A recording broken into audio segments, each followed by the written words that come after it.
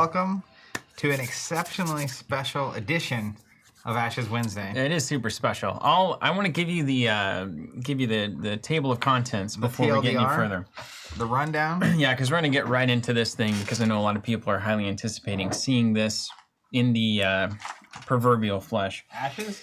Ashes as a PvE mode game. What's a PvE? I'm glad you asked. PvE is short for player versus environment, or I think it used to player versus enemy. Some people think, but it's wrong. Is this going to somehow come back to Dota? Probably, yeah. That's exactly right. All roads lead to Dota, right? Yeah, PvE, so player versus environment. So the basics here is that standard Ashes, like most collectible or otherwise just card games as a genre. Expandable card games. Typically throughout history, trading card games. You sit down, I sit down, we play against each other, and we fight, right? That's the idea. And so what PvE is you've seen it in Marvel Champions, you've seen it in Arkham Horror. There's a number of games that are taking this turn, which is that now you and I are going to cooperate and fight against some basic enemy that is controlled by an artificial intelligence, be it words on a card or what you draw, resolve it, etc. A lot of times these games are known as like cooperative. Yeah. Or even solo experiences because there's an AI that you can play against. Yep. And so what's happened here is that the team over at Plaid Hat has developed, after all of that time dice finished on all the Phoenixborn releases, started looking at ways to expand the game, potentially expand the audience, offer more value to existing players, bring in players of solo and co-op games who otherwise would pass on Ashes, etc. Developed a PvE mode that will be one of the main modes of the game moving forward. And it is a solo or two-player variant where you will be fighting against a chimera, which is like one of the main enemies in the Ashes lore. Not really the main enemy, but an entity in the Ashes lore. And you can play solo. I know it's been very well tested and designed to be a solo-ready game. You can use all of your standard decks. You can use your pre-constructed decks. There is a way that you can upgrade your decks as you go if you want to do a little campaign style, which we can get into that in a second. And what Zach and I are going to be doing is taking our straight up the PvP decks that we had built, and we're just going to throw them against the Chimera and see what happens. Now, that said, this is a prototype. This is an early version of the PvE experience. It's all, I think, the finished text on things, but we've got prototype cutouts and we've, kind of arranged them in behind normal cards. Not a final production copy. Not a final production, and this is not our final, learn to play this variant video either. That's really important too. So this is us just hanging out, exploring the prototype, showing the insiders how this mode is going to look. But when we get the finished product, I think we have every intention of doing a fully produced, this is the PvE variant, learn to play it, that we can then share across the internet. Proper video. Would be a proper video, not just a 2 to 3 hour live stream where we're learning the game. And if you're new to Ashes in general, and someone that you know shared this with you or you stumble onto this video, it is important to note Ashes was originally an expandable game that came out in 2015. Yeah, it's been a long history. Was around for a couple of years and then went away, and it was standard retail stores, that whole system. And the buyout was at that time too, right? Yeah, FZY or F2Z. F2Z, yeah. Bought Plaid Hat, who made the game. They got bought by Asmodee, I think. Then there was that's a whole crazy story. Hijinks ensued. The game ended, and then in the first year of the pandemic, crazily enough, over 2 years ago now, we partnered with the publisher, Plaid Hat, who had recently gone independent again. So Colby, the founder, had basically bought his own company back from out of that, and partnered with them to bring Ashes back through what we call a PvP, player-driven production system. Basic idea, if enough people are signed up and stay signed up, the game's going to keep getting made. It goes directly from publisher to us to player. It's not, it is available, I think, at retail on a delay past that point. And we did a whole podcast series. It was around the time of How to Ruin a Game. I think it's around episode 150 of the podcast-ish about this whole system and why and whatnot.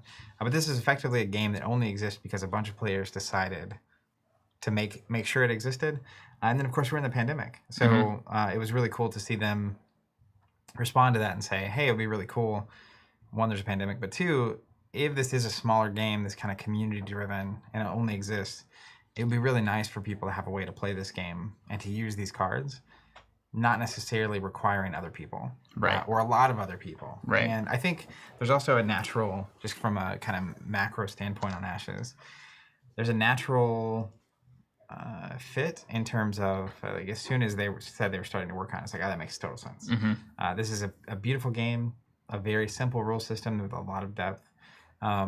That I think this kind of experience could open it up to a significant just a lot more people, number of people. I mean, even the bigger competitive card games, you have trouble finding people to play those with. Yeah. I mean, like Magic is probably the exception, Yu-Gi-Oh, Pokemon, the big three, but Flesh and Blood has gone so hard after retail environments and play and setting up advanced organized play structures, and it's still far from synonymous across the country. So a smaller card game really should look at ways that players can get value out of the cards that doesn't require a thriving local community that might not be there. I saw literally this week in the Flesh and Blood Discord, someone was saying they have multiple, million plus population cities within an hour. Yeah.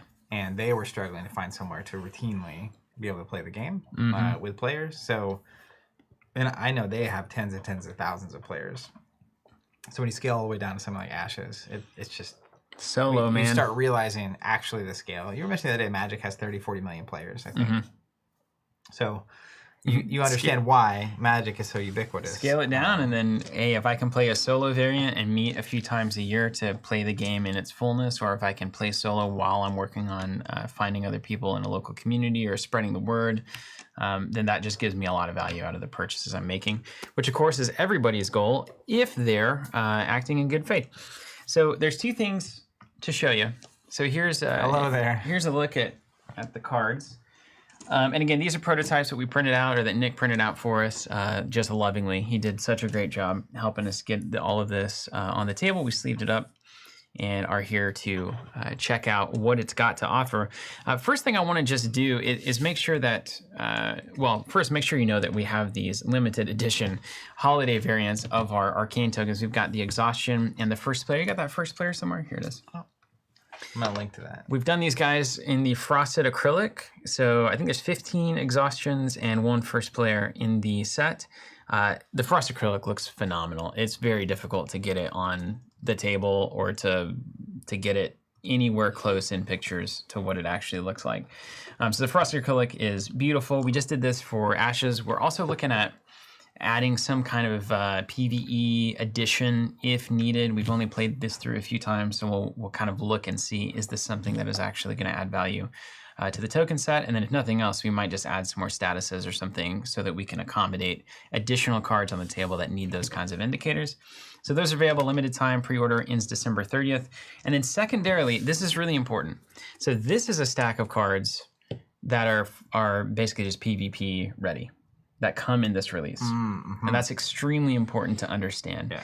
So it's not like this is a transition to only getting scenario cards. And I want to walk you through what this is. We don't want to just spoil and preview all these cards, but I want to show you what's going on.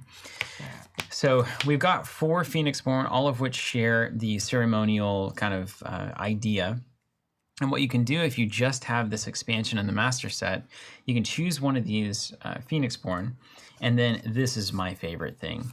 We have new signature cards for these 4 Phoenixborn in this release. Zoom in and hands. Zoom in and hands. Zoom in and hands. I'll get them all on the table. Look at all this. We got this new Cole. Look at that final stand. Look how good that looks. Oh my gosh. Are we gonna show that on screen? We don't have them. No, we don't have them. Oh man, we got names. Shadowblade for Noah. We've got Change of Heart for Brennan. We've got Playtime for Jessa. We got Final Stand for Cole. And then we have an entirely playable right out of the box deck.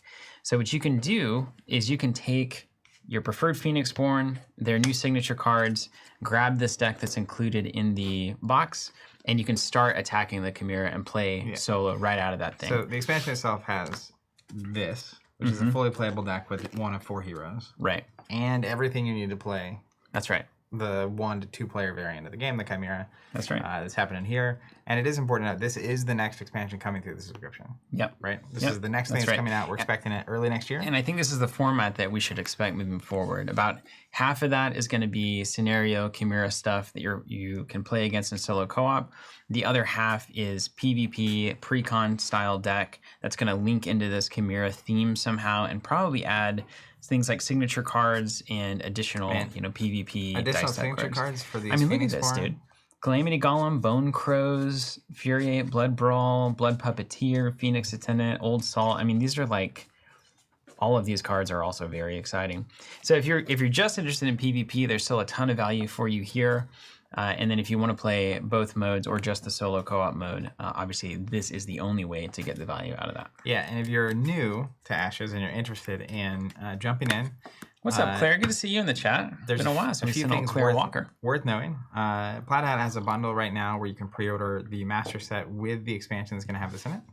Brand new players. If you're a subscriber, you don't need to do anything. Claire was asking that question. I need to do anything. You just stay signed up. You're good to go. But you can also, as another alternative, if you want to get the game now and play it, you can buy a master set from Plaid Hat and previously printed product. We have some of those as well that we need to mention. And then if you sign up for the subscription, you'll automatically get this expansion whenever it comes out. So that's another option on the table. And what was the deal with the expansions? Blood Puppeteer is very different, by the way, and it's freaking awesome.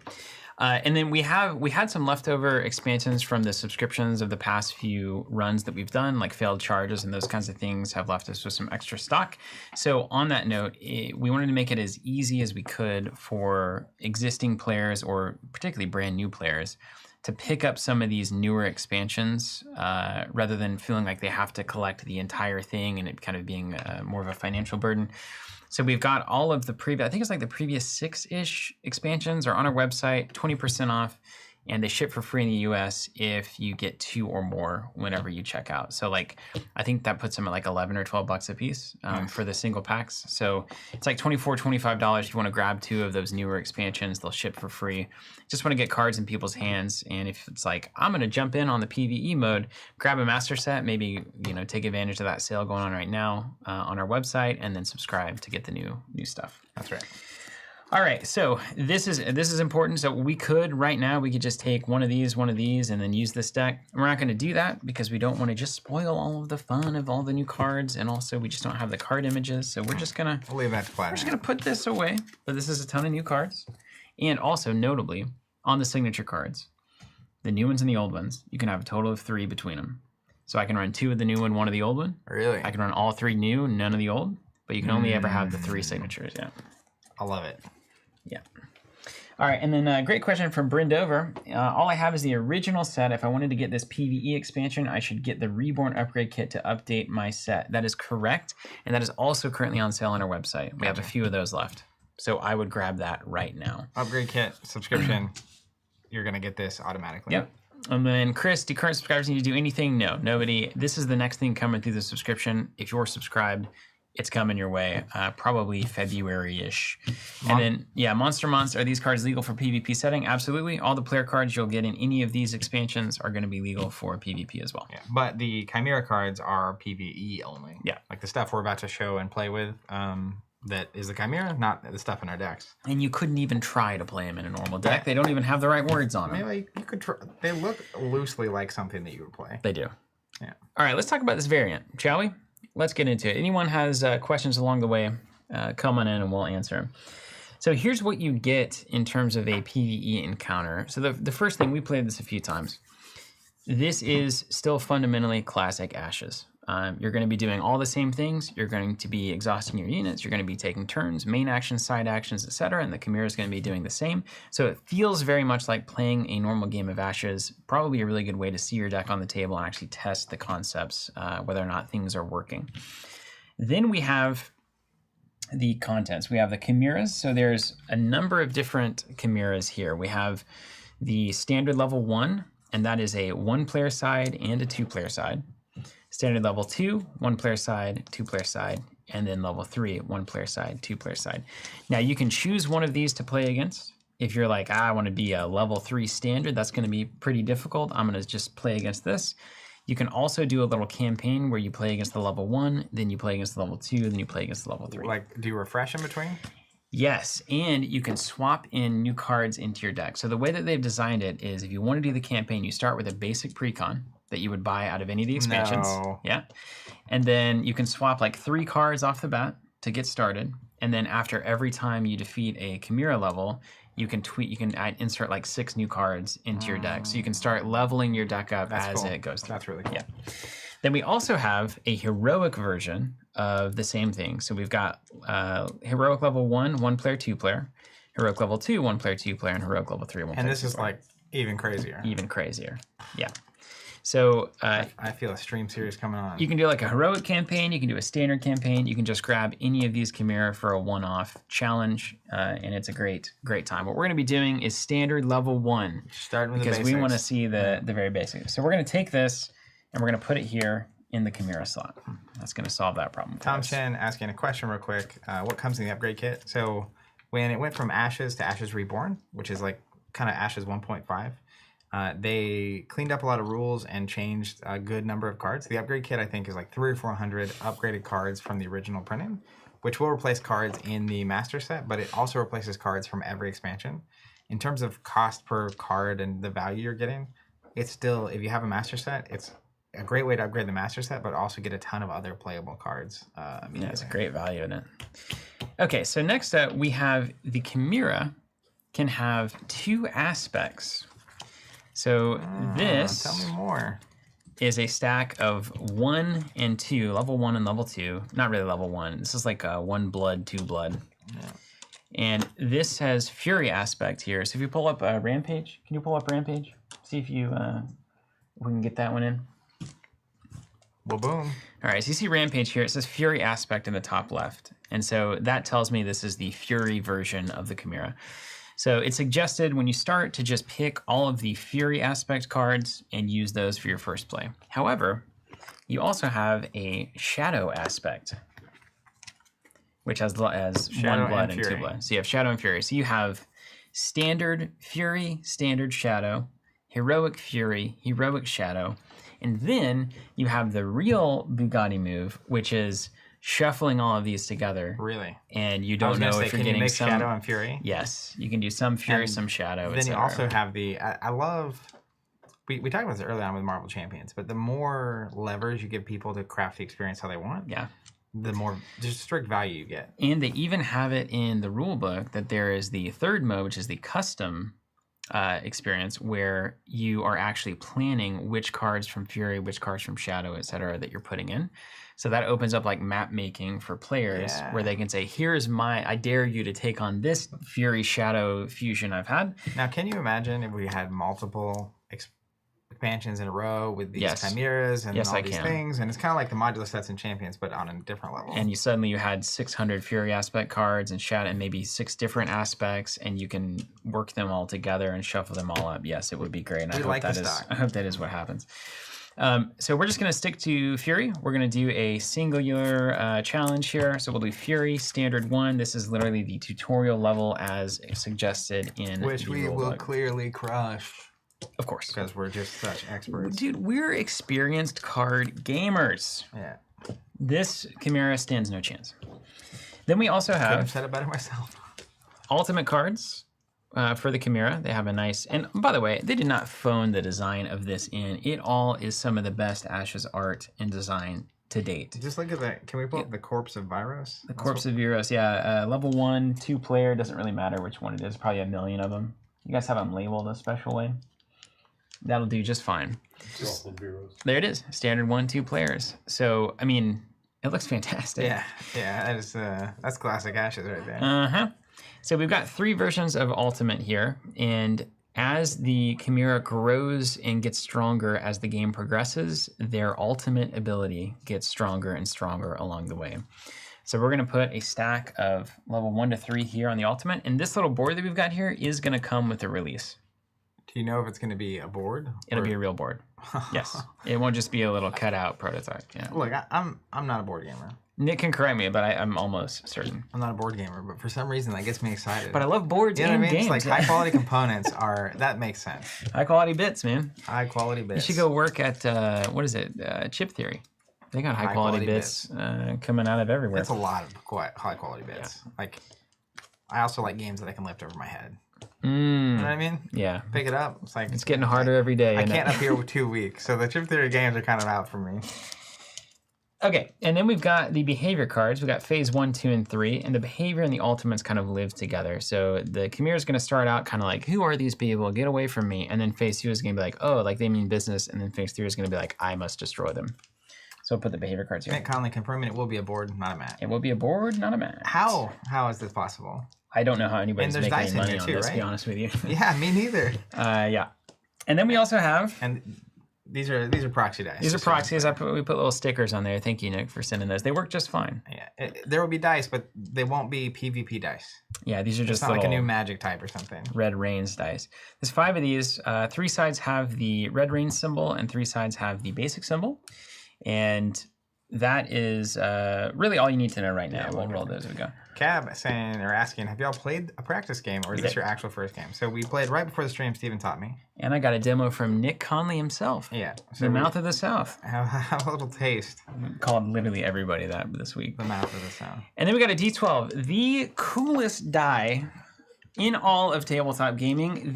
Tell me. When have you used D12? The disgraced die? Never. I think in D&D it was like a great sword or something. It generally represented things that could do a lot of damage or none damage, and it was the worst possible option. It's right up my alley. Just wrong, because like most things are like 3d6s, and the floor is obviously higher and the ceiling is a little higher. And then you get the barbarian roll on like 1 or 2 D12s. So it's either 1 or 12. And sometimes it's like 2. Off of like your great strike, and then you lose. Fascinating. But yeah, so the D12 isn't used all that often, which is why I'm glad that they chose to use it here. A lot of times you'll get those role-playing dice sets that'll have the 4, the 6, the 8, etc. The 12 is kind of left out in the cold, and so now we have a reason to use it and to have a sweet D12, which I'm a very big fan of. By the way, Chris, on the How Does Anyone Make Money, saying, rightfully so, it's possible through the miracle of PvP. That's right. That's right. The brand is right there. Okay, so here's how it's going to go. We're going to have the Chimera is going to place a battle line in front of both Zach and I, and that will be like our opposing battle line. So it looks a lot like playing against a singular player. But we can interact with each other's battle lines, and we can always just target each other's stuff. It's a very fluid phase, which is really nice. So at any time, like we're just like helping each other during our main and side, and we can pass them in different ways. And then the Chimera is going to take a turn, going to roll this behavior die. The behavior card tells us what that means. It's going to resolve its stuff. It might attack our units. It might attack our Phoenixborn. It might just get ready itself. It might lower our dice. And then it'll come back to us. We'll take our turn. Then it'll take its turn. Then we'll take our turn. And then on it goes. So to set it up, we look at the Corpse of Viros standard level 1 for 2 players. And we see 4 little things on the bottom of it. Those icons. So what that's going to mean is 1, 2, 2, 2. So I'm going to do a 1. And left to right really matters in this game. It really matters. And this is one of the differences in this variant, is that the position of your units on the player side matter a lot. So will I do the same? Yeah, do a 1, 2, 2, 2. So 1, 2, 2, 2. I'll also say the live chat comments that are happening right now are why it is still like worth it for me to show up every day, right? It's so good. Like just some of this. So here's what's going on live. Just saying, worth noting. We learned something. This is what's one thing that's cool about live chat. Apparently, D12s have a significant place in the history of Flat Hat games. Really? Notable in such games as Dead of Winter. Okay. And it is a common thing that they are known for sliding in. One question I had for you is, do we know if a D12 comes in the box? I don't know that. Because are we going to have to like hunt down D12s, or what is that? I mean, it's hardly a difficult thing to hunt down a D12, but if I'm not gonna say it, but I would guess the Plaid Hat philosophy typically has been put what they need in the box. In fact, there was a phase where they were trying to include all the ceremonial dice for the main deck in this box. Definitely was. So because they're so wild, I would be 55% that there's a D12 in the box. If you had the ceremonial dice, technically you could play this with just this box. Yeah. Which was the idea. Of course, if you have a phone, you can make a phone app, etc. So it comes with a D12, says Nick. Oh my goodness, the value is off the charts. I mean, I've probably paid 30 for a D12 like alone before. You know, it's let alone a game. We started at 0. We had the player cards and the signature cards for the Phoenixborn. and the Chimera stuff 1 and 2 player, all the different modes we talked about. Then we get the Chimera dice, you know. But then what happens when you add the D12 is it goes from here. You can't even see it anymore. That's it's off the screen. $30 won't even buy you a Command and Conquer in Flesh and Blood. It won't. And yet you know what? It's like a down payment on a Command and Conquer at this point. And then, of course, people are going to saying if Nick's name on our server nickname doesn't change to the Mouth of South, they'll be disappointed. And as David rightfully puts out, the D12 is the connoisseur. I love that. And David would know, too. Is David Whitfield in the chat? Brandover saying, honestly, who hasn't paid $30 for a D12? I know. It's got to be, you get the metal one, and you're like, I don't know. But then you start rolling it, and it starts, that powder coating comes off. I'm telling you, we were at Gen Con, and it's every time. But we were at Gen Con one year, walking by, and it was like Gollum seeing the One Ring. Steven and Tim and Jonathan and Robert is like these metal dice, and it's just drawn right to the flame. It's really true. My favorite die at a convention story, though, comes from Bryce. He just says... It says no. That Bryce cam. This is one of my favorite experiences ever. All right, so I take these. We have a starting game. It's kind of like the Chimera's first 5, so except just the first 4 in this case. So they have a specific, you're going to get this challenge level to start, but then we're going to shuffle all this together. So we don't know if we'll get a level 1 or level 2 until we see it on top of the deck. Now the other piece of this is that there's this fatigued card.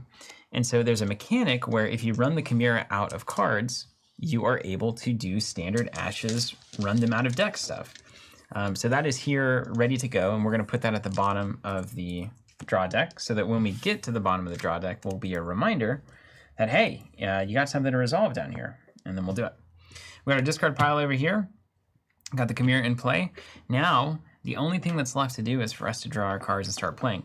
Before we do that, the last mechanic you should be aware of involves these little red Reigns tokens. Now, because Zach and I are quintessential gamers, we actually have, of course, a backlog of red dragon tears from 16,000 years ago that we'll be using in place of the little cutouts, but the final tokens, I'm sure, will be quite nice. Or, again, if you're a quintessential gamer, you can also use your red teardrops as red raindrops. If you are a quintessential fan of the show, you can imagine that it might make sense for people who have created high quality, beautiful, long-lasting, sturdy, artistic renditions of tokens that you can use on your table. Maybe they would make some of those. You think we should make the raindrops?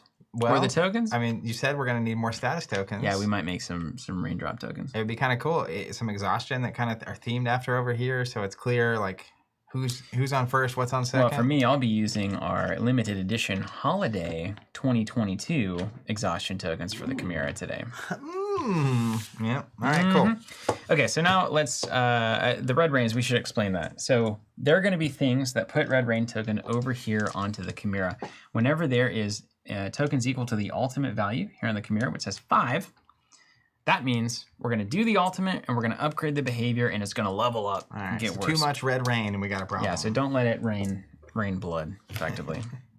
All right, Zach, choose your first 5 like you normally would. Roll your dice like you normally would, and we can talk about what we might want to do here. So I will be playing Maoni Viper, Phoenix Born of Silverwood. One of my favorite. Anytime I can get this alt art, I've never expected you to play that. That's crazy.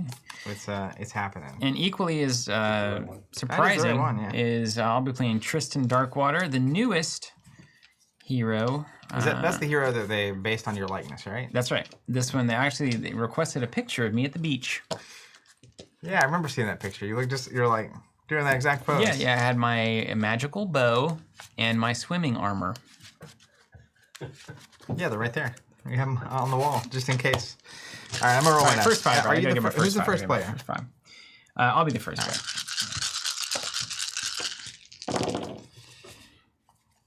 All right, I made a mistake last time. Us rolling the same number of basics like in PvP is irrelevant here, right? We could technically make that decide the first player. That's probably how you do it. But I just don't. I'll be the first guy. It's really fine. Man, it's really fine. Cab saying quintessential salesman might make connoisseur D12s.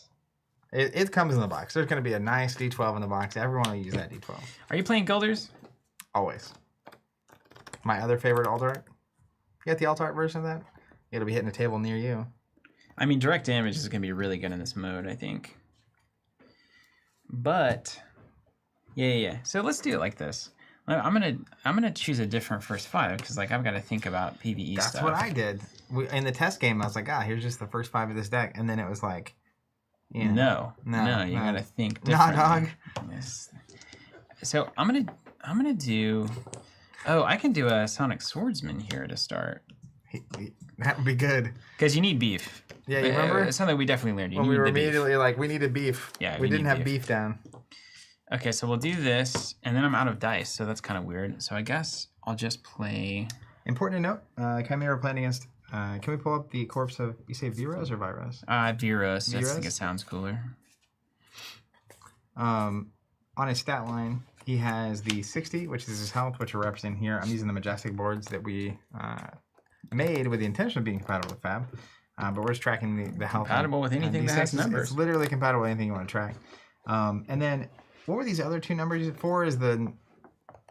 What's the 4 and 5 on this? Ultimate is the number of red raindrops we need. Yeah, 4 is the threat, so we've got the 4 bad things. Then ultimate is the number that you need to basically do the ultimate ability. Gotcha. So as they, the harder challenges might have ultimate numbers that are lower, might have threat numbers that are higher, etc. All right, I'm gonna... I said we need beef, but I don't want to sacrifice my entire end game for beef. Yep. But I will do that, though. I'll do that. Who needs an end game when you just win? Yeah, my end game is success. I call it a win game. Okay, let's roll these boys up. I got my first 5. I know what I'm going to do. And there they go. I've got an emergency frog if we need it. I, too, have an emergency frog. I keep one in my pocket just in case. Just in case, like... things get really bad for us, we'll get an emergency frog. It's always good to have a frog on. And I know there's a lot of playtesters out there of this mode for Ashes, and we are likely to do a number of things a little bit wrong or have some questions. So please do correct us if that happens. Gently. Yes, but nicely, would you? Be delicate, please. These morons. Okay, I'm going to be the first player. You know what? Now that means we got the player turn to go. So you and I can take main actions and side actions as we please. 1 main action each, 1 side action each. One each. Still Ashes. Still Ashes. All right. Well, I'm playing Mayoni. So as one might imagine, I declare... I'm going to take a side action and upgrade some dice. You think it's worth meditate having something on the table? I'm doing that for sure, but it could easily get wrecked. I'm going to meditate 2. Let's go lion. And let's go, what else do we need? I think I'll just get a frog on table. Right? I'm going to play Summon Silver Snake. I'm going to meditate 1 off the top of my deck into a snake. Now, if you have never played Ashes and you're watching this, on your turn, on a standard Ashes turn, you get an action and a side action. And if you look at Summon Silver Snake, top right, there's that, I don't know, how would you just grab that icon? It's like a starburst looking thing. It's like a jewel. Yeah. That's the action icon. But if we pull up Mayoni Viper again, you'll see a little, that's not even what do you call that? It's not a diamond. Oh, hold on, I'm over here winning the game. What do you need? The first icon after command strike? Yeah, it is. It's a bit of a diamond. So that shape is the side action. So you can take an action and a side action. And then the shape after that is actually the exhaustion symbol, which is when you would like exhaust it and put something on it. But to play a card, top right of Summon Silver Snake that's the cost. The cost of playing that is just an action. So I'm playing an action, doing a side action. Steven does the same thing. And here's an important thing. Every time I play a unit into my battle line in PvE, it has to go to the right of whatever's existing. So we're going to build it up to the right. I can't suddenly put one here different places. Okay, so that's position really important. matters. Yeah, because the Chimera is going to swing at the leftmost or the rightmost unit most of the time, which is going to mean that where these things are is very important. So that's kind of interesting because your edges are most vulnerable, but because you can't add things to the left, like the order you're putting stuff out is the order that it's going to probably get hit in. Like the first thing you play remains the most vulnerable for the entire game. Because you can always put more things to the right, but you right. can't protect the thing on the left. But this guy's made a beef. He's at life 4, so surely nothing's going to go wrong. Nothing could go wrong. All right, so then we go to the Chimera turn. Now, if you have face down cards, which we do, so the Chimera has not gotten done getting angry at us, we're going to take the behavior die and we're going to take a rage die. Behavior meaning D12. That's right. And we're going to roll these guys. And a couple of things happen. One, if this flips up to the red range symbol, I just cash it right there in the square. It's locked. Okay. Once 5 of these are locked, we add a red range token, and it gets closer to leveling up. We would do that. Yeah. And then you said earlier, once we hit 5 of these tokens, it's going to level up. Ultimate's going to trigger. That's right. Yeah. And then we look at the 3, and we say, Zach, on the behavior card, what does the 3 say? 3 has an action symbol, so for its action, it will attack if able. It's not. So. And then it says, if not, reveal. Reveal. And it attacking, the Chimera doesn't actually directly attack us, right? Right. So for it to attack, kind of like the Phoenix Born don't attack in the main game, it has to have something out that can attack you. Right. Gotcha. These are like its little units, right? Yeah, exactly. The Phoenix Born can't attack directly. So this says Rampage. It's a Fury aspect, and it has 2 little status icons. So the moment it's revealed, I'm going to load it up with 2 statuses. That's that icon right above the ability? Yep. Little green box here, and it says Rampage. At the start of the Chimera's turn, remove 1 status token and reroll all basic rage dice. So these, at the start of the turn, will all get rolled. And if they turn to red range, they get cashed. So this is going to speed up the leveling up process. Immediately just hit the ultimate, hypothetically. So you kind of want this guy dead. But you want them all dead. Yeah. And then over to you. You do the same thing. It's your behavior and your rage. Cab asking if you can substitute a side action to do 2 main actions. You can. If a card tells you you can, you can. Oh, wow. We're both really good at hitting this. God, he rolled. And then I rolled a 12. I'm good at rolling. So if I were playing whatever that's why I love the Hail Mary class, because I always just hit. Let's see what it does. Side action. Side action. Can you pull up the behavior phase 1, Bryce? We have that. It says place a red rain token on the Chimera. There it is. And then as its main action, I will reveal. So we reveal a Fire Belly. Red, Wrath 1. When this unit is declared as an attacker, deal damage to all units of Phoenix Born the opposing player controls. 1 attack, 2 life, 1 blood. And did you explain what blood means? Blood. Because that's a new stat. The blood value of a card, whenever you defeat the card, does wounds to the Phoenix Born. Or to the Chimera. Chimera. Yeah. So if I defeat the Fire Belly, the Chimera will take a damage. That'd take 1 damage. Okay, cool. And those are corresponding to the backs of the cards too. So I probably shouldn't have seen that. Blood 2, blood 2, blood 2, blood 1. You see how it works. Gotcha. Yeah. So the stronger something is, the more damage it does. Yeah. Okay. Okay. So then it's back to us. It's back to us. Okay. Right. And that's the game. That's the game. We will keep doing that until either we are dead or they Impossible. are dead. Yeah. Now, standard Ashes fashion. Ask some questions before we get too far into here. Yeah. Hit me. We'll go back and forth like traditional. How does the turn end? You know, I have to pass. You have to pass. Chimera has to pass. All in a row. Got you. And you said that if there's a card to be revealed, is what triggers us to roll this. If all the cards are revealed, it'll just start attacking as it goes, and as it attacks, it exhausts units. And once they're out of cards to reveal and cards to attack, they're done like a normal. They're done, and they sit there. And now, do all things attack you that are on the table?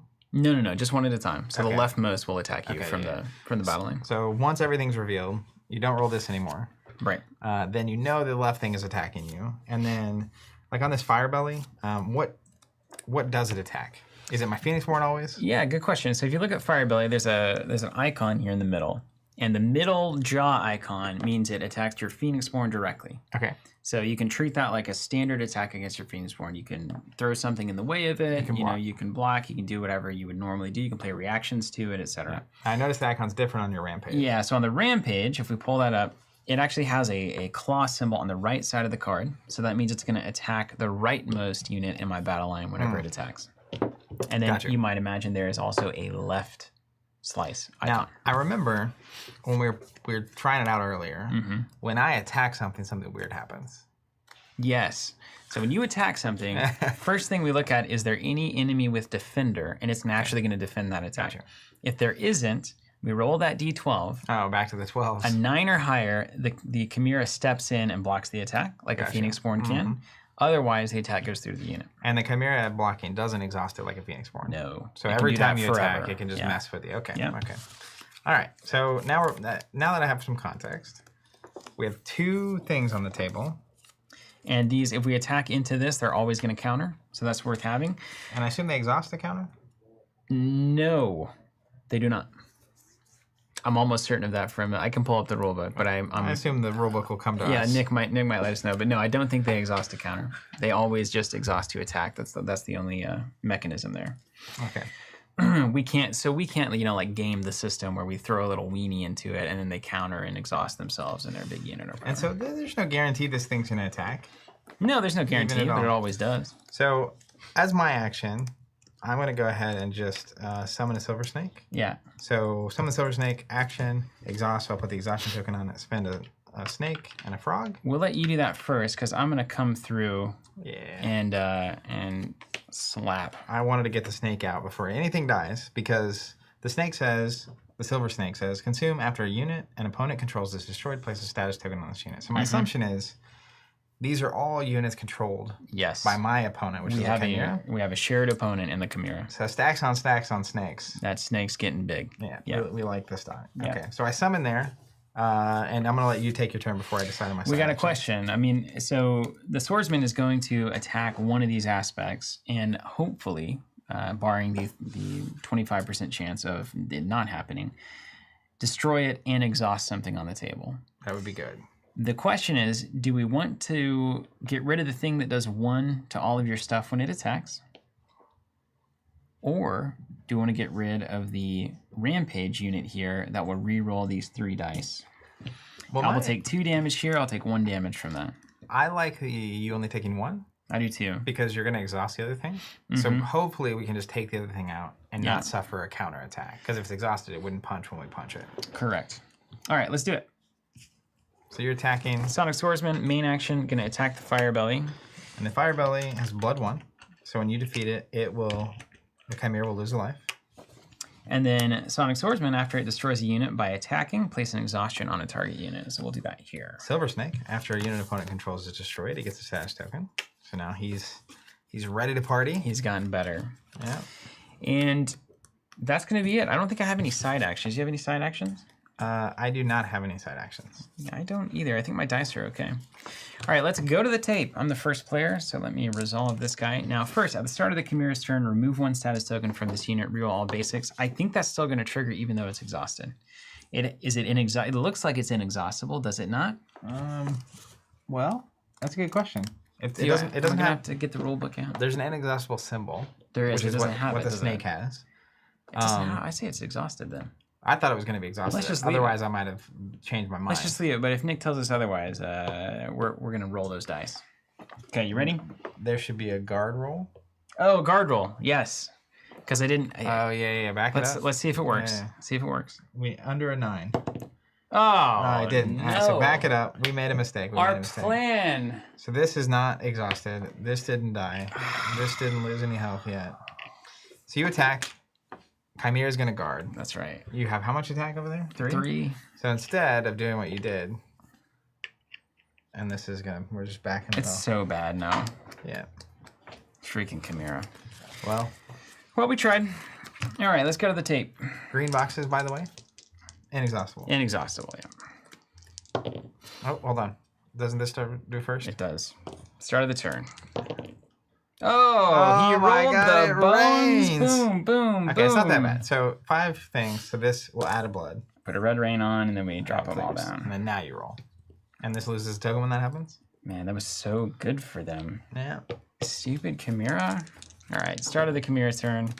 8 basic, good. We didn't get another token. So if you roll a basic, it doesn't do anything. That's right. Okay. Well, an 8 says side action, target opposing player must lower 2 non-basic dice in their active pool, 1 level. Why do they do this? Well, I can take this one down to a music note, and then I need 2 hearts. No, I need 1 heart, so I'll take this one down. And then anything else, or is it just lower the thing? And then reveal. Then reveal, okay. We revealed Hunting Instincts. It's a Fury aspect. It is a 4 attack, 3 life card. That Terrifying. Is no good. After destroys a unit an opponent controls by attacking, place a red range token on the Chimera. Okay. And if it swings at that swordsman, it will absolutely wreck it. It cannot happen. We need to get that off the table. It cannot happen. My turn to roll? Yeah. Of course. Oh, nailed it. A 1 reveal. That's a good one. Ones are good. Easy. Iron Scales. Defender. This unit will block for the Chimera and guard for aspects without this ability. The Chimera will not guard for this unit. So, you don't roll when you're attacking a guard. Right, yeah, you can always swing at the guard. Iron Scales. After this unit is dealt damage, prevent all but 1 from being received. Yeah, it's a bummer. All right. Proverbially getting dunked on. No way, man. Everything's fine. Everything's fine.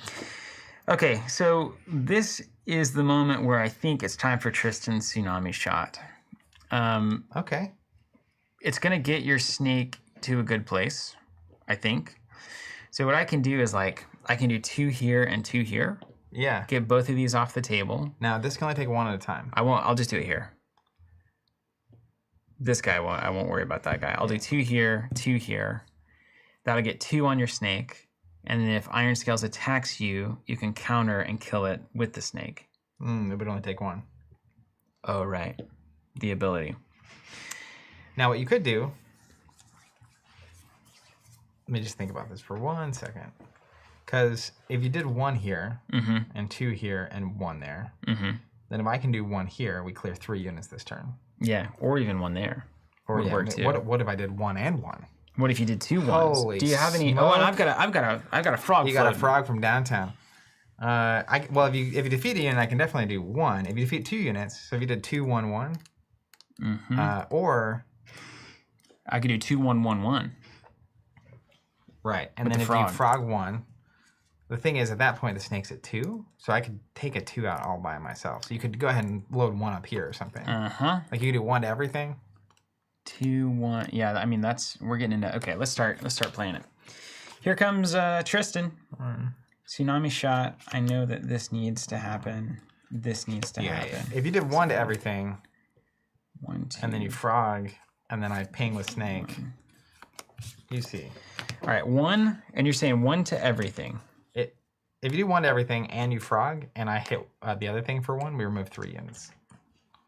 2. You know what I mean? 3. We're gonna look here in just a second. Yeah. Okay, then I'm gonna resolve a frog. And what is this crazy plan that you have? Where does this frog go? Any of the 1 health stuff now. You have 3 targets. Kill anything I want. Literally anything you want. All right, let's take the rampage off the board here. So it's got a blood 1, so we'll do damage. When it leaves, my snake will eat a nice meal.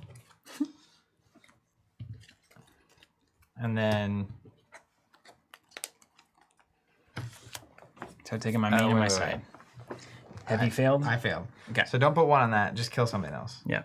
Got it. That's double counting. And that's blood 1. So blood 1 that for me. Yeah. And then you've got an Iron Scales that you can take care of. Yeah. Unfortunately, we have this hunting instincts. Well, how about Can you kill this? I can't lose the swordsman. I could do 3, 1 onto the Iron Scales. If hunting attacks you, can I block for you? I don't think so. Can your Phoenix form block for you? Yes. Once a turn. Yes. So you wouldn't lose. You will not lose. I could. Yeah, it's true. But true. Next turn, I could take that thing off the board. I'm satisfied. Okay. So I am satisfied. It came out of the gate crazy. I only have a swordsman on the board. Swordsman and a bow. He's gonna have 3 life, right? Okay. So I think this is the most efficient way for me to do this. I'm gonna play a summon Gilder. Oh, I need to pay for the Tsunami Shot. Correct. Meditate Thank you. Thank you. But how am I gonna pay for it? I'm gonna do Gilder, pay for Gilder. Probably get some guys on the thing. So my plan. Do that. Do this. Gilder, pay for Gilder. Gilder, Tetra. Ooh, I can't have it all. Torres88, good to see you. Dang it. Saying, since I'm the only one that I know that owns Ashes Reborn, this seems like a great way to get the game to the table more with my board gaming friends. Excited for this release. I hope that a lot of people feel that way. I think it's going to be an incredible expansion for this game. Ashes Reborn is the first player token just for the Chimera turn, or player must always play in the same order. So first player will pass from me to the Chimera next. Should have done that, right? No. Only after the refresh. You remember how Ashes goes? Yeah. So at the very end of the turn, or the round, whenever we all pass, first player will go to Chimera, then Chimera will take the first turn next time, and then it'll go to Zach. You'll take the first turn, and on and on. And then any of the cards that say while you're the first player, obviously are boosted while you're actually the first player. That's true. So my plan, just so you're aware, is next time we go, I'm going to summon a Gilder, do a damage here. Yeah. Get a third token here. Yeah. Use my side action on my own to do 3 to that thing. Perfect. To clear it without having to take the 4 damage. It definitely won't go wrong. What could go wrong? Yeah, impossible. Over the Chimera? Over the Chimera. Let's resolve against me first. 7, and of course, red rains there. Side action, target opposing player must lower 2 non-basic dice in the active pool, 1 level. 1. It's going to rip a card from me. And then do we reveal as well? Uh-huh. Yeah. Okay. We'll just do this. And then reveal. Frozen Fear. Fury aspect. After it destroys a unit an opponent controls by attacking, place an exhaustion token on that opponent's target Phoenixborn. So that would mean my ability can't be used. This unit cannot be blocked or guarded against by units with an attack value of 1 or less, because it's a terrifying 1. And it's a 3/3. So it won't kill the swordsman, which is a bonus. Over to you. Die of Fate. Rolled basic and a number 3. The number 3 says attack if able, if not, reveal. So I can attack, and it will attack my leftmost unit. Mm-hmm. So it's going to attack my Silver Snake. Mm-hmm. I can choose to counter or not. Yeah. I don't want to counter because then I won't be able to use my Maoni ability. So he's going to attack for 3. I will just take 3 damage. You know what, actually? I'm going to block with Maoni. There we go. Let's go. She's going to step in. And that's it. All right, good. So back to us. Back to us. You want me to proceed with Project Yeah, Runway? I've got an easy one. I'm just going to main action Gilder, summon Gilder here. And then I'm not going to meditate yet. Stupid Chimera might bust him down. So yeah, back to you. That's right, Antonio saying, got it. So the Chimera acts as a Phoenixborn, essentially. Basically the exact same, yeah. So I'm going to summon a Gilder. We're going to use this leaf. We're going to put one of my favorite cards in the game on the table. When it comes into play, because of the Summon Gilder spell, I'm going to do damage. So I'll do damage to the Iron Scales. Blood 2. Blood 2, yeah. About to go to Value Town, man. When this leaves play, my Silver Snake will trigger. So I'll go to 3 status tokens. I'll go to the discard pile. Then I will activate Maoni. Spend 2 basic. So let me see. I want those. I want that and that. Let's spend 1 here. And I'm not going to do all of these things now, am I? So I think I will give that up. Never going to give you up. Are you hitting that hunting instincts with that ability? I guess, you know what? Come on, man. I think I can do that instead. It's going to be beautiful. So Maoni says, choose an unexhausted unit I control. Deal damage to a target unit equal to the chosen unit's attack value. So I will hit your hunting instincts. Yay! My snake has an attack of 3. When that buddy. gets destroyed, snake will eat again. So he's now a 4 attack. 2 blood, so 2 damage coming in. I'll slide these guys down for ease of use. And you're done main and side. I'm done main. Passing the side. We go to Dad. I like this too from Antonio. It's cool. Thank you for these comments. And I'm very excited about the deck building part of this where you make your own Chimera deck configurations. Sounds like a lot of fun and something that will keep me up at night in a good way. Yeah, and imagining either constructing a deck for someone else to try or for you and a friend to try to beat. And it's like, how challenging can we make it in various ways, which is really cool. And Maury is saying, do you have access to all cards in Ashes to play this? Absolutely. All cards are available. You can build any deck you want, your coolest PvP deck or a PvE specific focus deck, however you want to do it. And it is nice that there are some cards, I'm sure in the Ashes card pool, that might shine in these formats that wouldn't be as good in a PvP variation. 11, hit me. Even a good example of this is in my original starting 5 for Maoni was Hypnotize, which is not nearly as good in this format. Yeah. And then there's definitely going to be cards that are particularly good for friends. You're right. So number 11. Yeah. Side action, raise 1 basic rage, yeah. And then reveal. Okay, fine. All right, so I'm in the Chimera mad at me phase now, where I won't roll the die anymore moving forward. These things will just start attacking from left to right. Yep. So next turn, this will attack and exhaust. The next turn, that'll attack and exhaust. It would be nice if you had some way of... They've got to die, man. Getting them off the table. Over to you. Okay. Frost yourself, like die yourself. Oh, frost yourself. 10 and a basic. I've been good around the basics this turn. Raise. Done. 1 up. Oops. Reveal. Oops. Iron scales. Look who's back. Back again. All right. Back to us. Back to us. Hey, I've got an easy option here. How you looking on frogs? You feeling good about frogs? Well, you see. Because like I've got this Gilder summon that can immediately do 1 to Iron Scales in the least annoying way possible. And then if you ping with a frog, that is an option. There's really no world where I'm going to do anything to these guys. They're just going to punch you. They are. But I will have a Gilder, and I will also have a block, and they're going to go right for my Phoenix Born, so I'm probably just going to take 6. Let me think about this.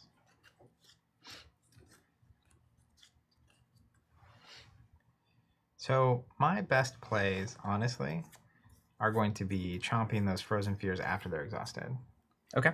And I should be able to do both of them. Yeah, your buddy will take 6, so you can get that done. That's totally fine. Hey. It is a cooperative game. What are you doing with the rest of your dice, though? I'm going to summon a Gilder. I'll do that right now. And we'll get our favorite, the mouse. And then I figure doing 1 Iron Scales is right here, unless you need 1 on this guy. Iron Scales probably makes sense. Yeah.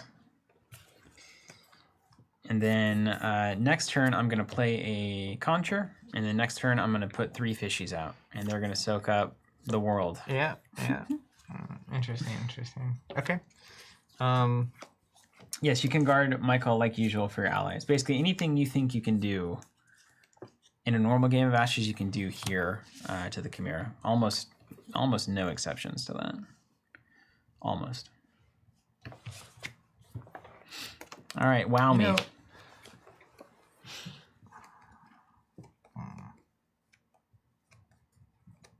You want to put that one somewhere else? No, that's the smart place to place it. Yeah, that's what I thought. I'm just thinking through. Who knew? And you don't have the ability to do 1 damage to that later? No. I feel like I may as well. Well, no, I don't. Okay. I'm going to side action Frogtown. 2 blood. Snake, 2 damage. It's a big snake. It'd be a shame something happened to it. And then I'm going to play a Summon Salamander Monk. Oh, as my great. main action. There's your 1 damage. Okay, over to the Chimera. So it comes to me. I don't have any face-down cards, so the dice are no longer going to be rolled. And instead, the leftmost aspect will just attack. It has the icon here on Frozen Fear. It has the middle mouth jaw icon. And so it's going to attack my Phoenix Born directly. Now I could block with this Gilder. As usual, I could throw a unit into the face of the attacker. But I like my Gilder. I'm going to keep it there. And by the way, I'm going to be able to put status tokens on your snake with this thing. Because we're smart. We have lots of mice. And I'm going to take 3 to the face here. And they exhaust like normal? And then they will exhaust, yeah. Cool. Meanwhile, I do have a reveal left, so I'll roll. 11 and a basic. So 11 is raise. Thanks, dude. Boom. So that'll clear. That'll clear. Put another rain there. Then we'll reveal my final card, which is another Iron Scales. Wouldn't you know it? That's not terrible. I'm glad to have those out of the deck. Okay. So over to me? Or over to us? Over to us, yeah. My turn's really simple. Mine is 2. Just main action Prism Tetra.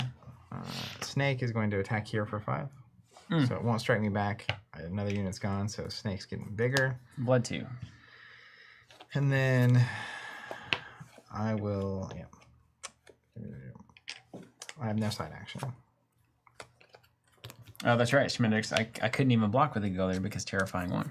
Can't block or guard. Okay, done with our actions? Yep. Go to the Chimera. So Frozen Fear is going to swing at me again. I'm going to take it. Yep.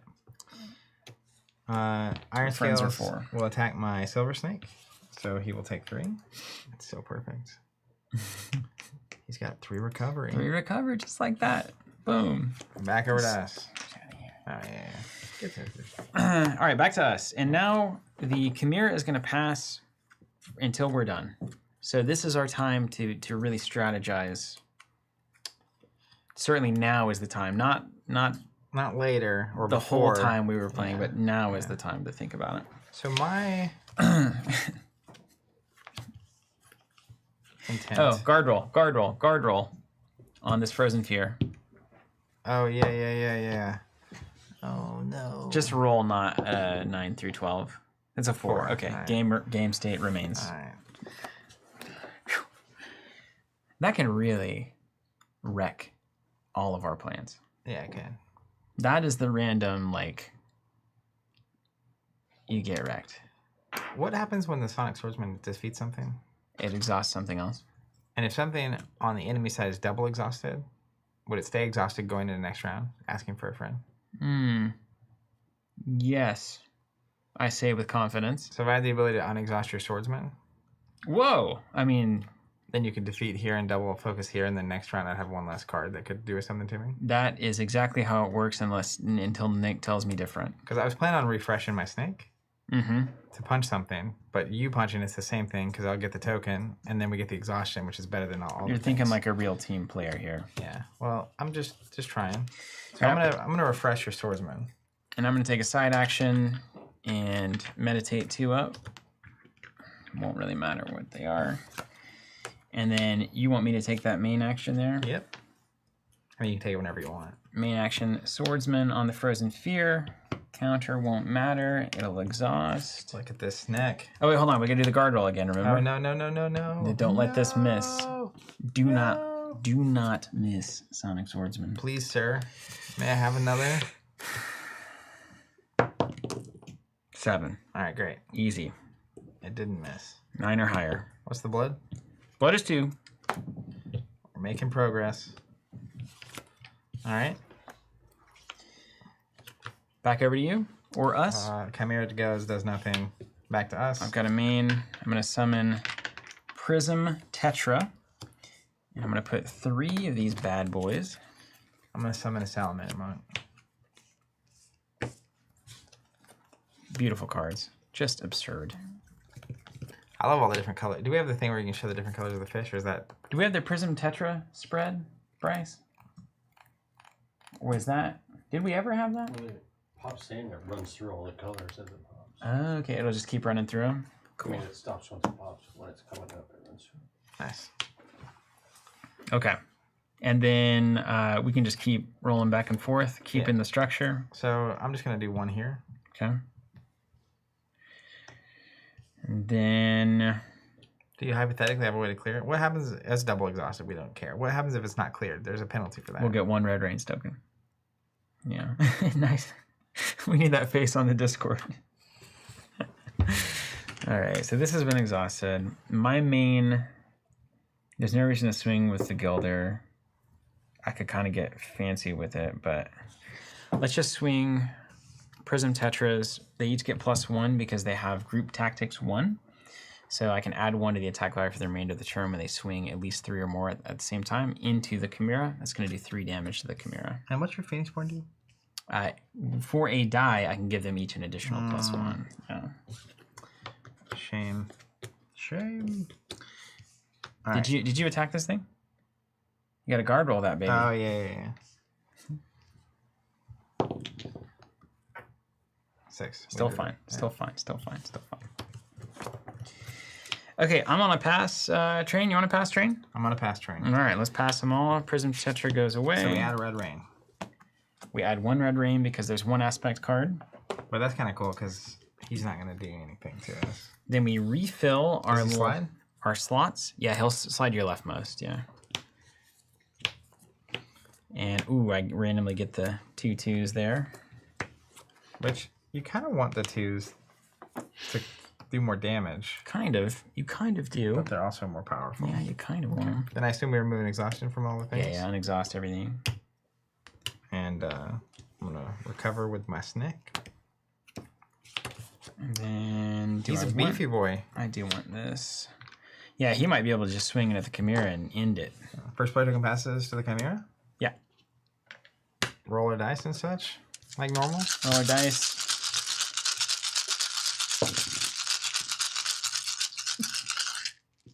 That is a good question. Toria's saying, how does the illusion dice power side work? I believe it pumps one of these down to a basic. Oh, yeah. It's out of all of it. Yeah, so dice lowering happens here, mill happens here, and still works. All the triad of the mechanics also, is still intact. Let me tell you. Let's take a second. Let me tell you this. I think what Nick Conley has done with Ashes Reborn. Mouth of the South? The Mouth of the South. What he did with Ashes Reborn was no small feat, right? So you take a game, you keep the essence of the game intact. Everything people loved about it. You clean it up. You re-release the game. We know Plaid Hat in general. So any game coming back to life is a miracle. It's an absolute miracle. Right. Keyforge proved that. We've been around a lot, and it is very rare that gets pulled off. So that's amazing. But the players made it happen, didn't they? To follow that up with a PvE mode of a game. Let's be honest. This is like a wrestling cutscene right now. A PvE mode of a game that is somehow in the spirit of the actual original game. This is not just like a totally new game using the same cards and just making it work. That is so far enjoyable, and to find a way somehow, like the hoops you're jumping through, to make everything about standard Ashes Reborn work here. Like the fact that it was like, what does that die even do here? Yeah. And you have a mechanic that makes sense. Same here. Whereas like, well, if you're exhausting a bunch of stuff, you're going to add red rain tokens. Yes. But your board is going to not do that much to you. Like an exhaustion deck can still function, right? Even a mill deck. And the other thing is, if you exhaust the Chimera, like exhausting the opponent's Phoenixborn, it prevents the red range tokens from being added. It slows the red range tokens down. Like you trade exhaustions on the Phoenixborn for removing or not adding red rains, I believe. Gotcha. So like if you're also running a thing that's locking down their Phoenixborn so they can't use their ability. There's a benefit to that. Like not Neil, the other one, the common one that you used, and then you exhaust their Phoenixborn, their ability can't be used anymore. It's like trap or whatever. We double exhaust that thing. So, but the point of this being the fact it's knowing the fundamentals of the game. But the fact that you can incorporate every piece of standard Ashes into a PvE mode and make it thematic and enjoyable is actually truly a miracle and unbelievable. Yeah. So from the first, I've only played. We kind of played the tester game earlier, and then we're doing this. I think this is insane. As someone who's been in tabletop for decades now, some say decades even. Yeah, he's been here for decades. I just had a moment where it's like, this is insane. Isn't it great? Like. What in the world like is I said, happening? Nothing was phoned in, man. It's all legit. This is you're witnessing a miracle. We are a part of a miracle. Not hyperbole at all. Literally, anyone that signed up for a subscription helped create a miracle. This is truly textbook definition of miracle. Sorry, I had to go on a rant. It all started with people back in the game. That's what I'm saying. It's really and absurd. It got here. This would never have happened were it not for the people that signed up. And yet here we are. My goodness. It'll choke you up if you think about it too much. Okay, so we're now. Did you draw your cards and reset your dice and all that? I have not drawn. You need to draw your cards, yeah. Yeah, I was thinking a choke. That's correct. Okay, so now it's the Chimera's first turn. They are the first player now, which is a real bummer. Yeah. Thankfully, the iron scales on my side of the board is exhausted. Basic symbol is good. Nice roll. 7. This is you're going to lower 2 dice and then reveal. You know, that is really more annoying than it has any right to be. Lower this. David said, Zach needs to put on his vestments and get on the pulpit. What you were witnessing today is a miracle. All right, we got Rampage revealed. Tom Chen, honestly, incredible comment that to hear. This needs to be shared. I'm sure Nick and the team over there is just going to be delighted. Saying, I forgot how good this game really is. This is a huge opportunity for me to get back into the game. Absolutely is. That is. Come on back. A miracle. Let's do it. Just it's another miracle. You just set this up solo on your dining room table or whatever, and you just come in and start wailing. We talk about the game outside the game, right? So, solo mode like that, the fact that there's even deck building on the Chimera side, like the amount of even solo, it's like, all right, well, I'm gonna like build a deck. Yep. And then now my challenge is how do I build a deck to be? You're double, like it's crazy. Wait, it's a one-man meta. This is insanity. Yeah, and people asking about the fatigued cards, so I'll just show that off. Do we have the fatigue? We probably have the fatigued in the system there, Bryce. So it's basically what you'd expect. So in 2 players, we have to go through the deck twice before we hit the truly fatigued side.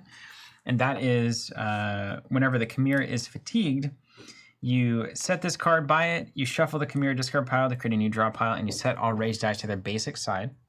And then the Chimera doesn't draw cards. The draw pile is considered to be empty, and after 1 or more cards are discarded off the top of the draw pile, place 1 wound token on the Chimera for each discarded card. Van also has a really important question for marketing. Was that clear? Fatigued here. Yes. He says, are the new tokens in the middle of the board for a game reason, or are they just being showcased? They're for a game reason because we're using them to exhaust our Chimeras, but they're also being showcased because we're selling them for a limited time. They're available for pre-order till December 30th on our website. 2022. 2022 exclusive holiday tokens. We like to do that every year, and this is on frosted acrylic this year. David C. I have to admit, I've never been interested in Ashes before. Yeah. So we're an hour deep into an Ashes stream, and he's still with us. Here we are, David. Hour or more, for a variety of reasons. But having a PvE mode has legit piqued my interest. Come on in, David. You know you want to play it. Yeah, I mean, as far as I know, David is still over there eating that endless sushi in Vegas. We saw him multiple times at the all-you-can-eat sushi You remember that? location. It was like, dude, you're 18 rolls in somehow, and I'm on 1, and I'm dying. Let me tell you, it's in terms of all-you-can-eats. I'm not good at all-you-can-eats. I don't get the value out of them. Yeah. But I'll tell you. The 2 things there's certainly 0% chance I would get the value out of is all-you-can-eat sushi and all-you-can-eat pancakes. Yeah, definitely. It's always 3. They're both lies. It's 3. Yeah, if you make it past 3 or 4 pancakes, well, kudos to you. It's a miracle. It's 3. I gotta stop using the word miracle. I just entered the brain and it's just over and over now. All right. Roll those dice. You roll the bones yet? You didn't roll the bones. I like that idea. Yeah. A basic and a 7. A 7. All right, what's the 7? Lower 2 dice. Yeah, same thing I just did. Let's see what's irrelevant. This is a quote from Pete, too. So I gave 2 of my friends Soulforge Fusion for Christmas. 1 starter, 1 booster display each. I ordered from Covenant's website. Well, that's us. Thank you so much, Pete. Now I have people to play with here locally. Great Christmas gift. You can do the same thing for Ashes. Buy your friends the core set, PvE expansion. Let's go. That's right. That's a good friend right there. Yeah, it's a great friend. All right, I reveal. Whiplash. Oh. When this unit comes into play, destroy the opposing player's target leftmost unit with 1 or more wound tokens on it. If you cannot, deal a damage to the target player's leftmost unit. Boy, you better watch out now. Yeah. That snake's, yeah, there's more Whiplash in this deck. Yeah. Is that level 1? Oh, that is a 1. So that could be right here for you as well. Yikes. Also, we got a Soulforge Fuse Fest. Any Soulforge Fusion fans out there in Tulsa, February 4th. And honestly, we really should be doing something like that for Ashes. And I think it's going to come sooner rather than later. All right. You heard it here first. So we're kind of got a template going that we're establishing. Did you mention that in the team meeting? What's that? Fuse Fest? Yeah. I don't think so. There's so much. There's so much going on. I mean, it's weird. And I still got to buy Christmas gifts for people. Oh. All right, main action. You know, Soulforge and Ashes decks. I mean, you said it yourself, dude. It's true. All right. It's us. It's us. It's gonna be us. Well, use your big dice first because they love to turn those things down. Yeah, you roll a 7 to a 9 and it's just turned down happening. For what? I mean, I'm going to summon another mouse. What's my battlefield? 4. Ooh. I got to be careful about summoning the mice, actually. Can you do a dinky 1 damage to that Whiplash? Oh, that's what I was going to summon the Gilder. That's good. I mean, dang it. Can you have 2 mice? You can, but also, you know what? I should get value out of the snake. I can summon a Gilder too. Is that helpful? I mean, what if I summon a Gilder first, make your snake go to 7, and you swing right into the Chimera? That Just 7 to the face seems pretty good. I forget that that's a thing. We can do. Yeah. Yeah. Now, I may as well use my... I wish there were bigger units out, because I can use the Maoni ability to do 6 to something without even exhausting. Mm-hmm. How long do you want to hold, is the question. I want to get value out immediately. Because this... Well, yeah, because if So you I get... think if you ping here, I go to 7. If I use this to defeat this, I go to 8, and then I punch for 8. That's good value. That's good like value. Good value. That's good value. That's good value. Chris, hi guys. Is this Cooperative Ashes, and is it challenging? It is Cooperative Ashes. We are playing It's fantastic. level 1 basic, and so far it has been... I don't know if we're winning or losing. Ton of fun, hasn't it? It's been fun, and there's 3 different levels, and you can play standard or heroic. So like, I assume it can get very challenging. And there's deck building for the Chimera side. Main action, I'm going to summon a Gilder. I'm going to ping that Whiplash. Frank Levi, man, if there might be a 2023 Ashes event, I need to make sure to save vacation time. Yes. Well, yes. It's not unlikely. I would like to make that happen. Gilder comes in as my main action. Ping the Whiplash. That's going to be Blood 1. Okay. And your Snake's going to get a status. Yep. And then I'm going to look if I need to do any side actions next. Chris saying, is this a single mission scenario? So you can play it singly, but there is apparently a campaign mode where you string them together and you start with, I think with a precon on stage 1 with like up to 3 cards that you can change out, and then you upgrade as you go. And then my side action, I'm going to wait. It's gonna be wait. No, I'm gonna do one, whatever you call it, meditator. Meditator. Fry him up. Can I get one of them meditators? That's that Zuckerberg dinner. What is Sweet Baby Ray? What is Sweet Baby Ray's? Sweet Baby Ray, is that what it was? Yeah, Sweet Baby Ray's. Man, the barbecue of legend. All right, I'm gonna use Maoni, and I will use these. Exhauster. We're gonna do 7 damage to that unit. Yeah, you are. When it goes away, we'll get a token on the snake. And that's Blood 1 right there. And the snake will attack for 8. 4. Snake for 8. 8. It's a classic. We're down to about halfway there, aren't we? 32. Yeah, not even halfway yet. Almost though. Main inside done. Main inside done. Did I take a side? I did take a side. Yep. All right, let's roll them bones. Oof. A 12 and here we go. token. All right, so rage on 12 is place a red rains token. Boom, on the boom, boom, Chimera. boom, boom, boom, boom, boom. Boom. So what happens now? The Chimera levels up. First thing we do is we resolve ultimate phase 1. After placing red raid tokens on the Chimera, if they're equal to the ultimate value, which is 5 here, we're going to resolve the following. Remove all of the red range tokens. Did it. Discard all cards on the Chimera's battlefield that it does not own. So if we had attached stuff to it, it would refresh. Deal 1 damage to all units and Phoenixborn the Chimera's opponent's control. Fine. This is fine. My monk is going to be in land. Yeah. And then don't forget your Phoenixborn too, in case you did. I did. Yep. You knew it. And then remove this card and the top behavior card from the game. Uh-oh. Phase 2 behavior. Now check this note out. Increase the Chimera's ultimate value by 1 for each exhausted token on the Chimera or this card. This is a ready spell. So if you exhaust ready spells, you put those exhaustions here, and then rather than taking 5, I might take 6, 7, 8, etc. Got you. Bryce, do we have the behavior phase 2 card? So the behavior is more challenging for us now, and the ultimate gets harder. All right. More insane. And that was your roll. Yeah, that was my roll, and then I also reveal. Yep. Well, boom. Fire Belly. Oof. It's a 1/2, and it would do 1 to all units in Phoenixborn when it attacks. So I don't want that. It would clear out both of my Guilders. And do 1 to my Swordsman. All right, now roll. Got a 1 and a basic. That's got to be good, right? 1 is just a straight reveal. Yeah, good. Frozen Fear. After this destroys a unit an opponent controls by attacking, putting exhaustion on that opponent's Phoenixborn. Cannot be blocked or guarded by units with an attack value of 1 or less. He's got to go. Back to us. I feel like Swordsman into Fire Belly, Exhausting Frozen Fear is a good play here. All the words you just said make me happy. Yeah. Now, of course, it's all good until the Chimera rolls a 9 or higher. Now tell me this. I'm on the edge of my seat. Hold on.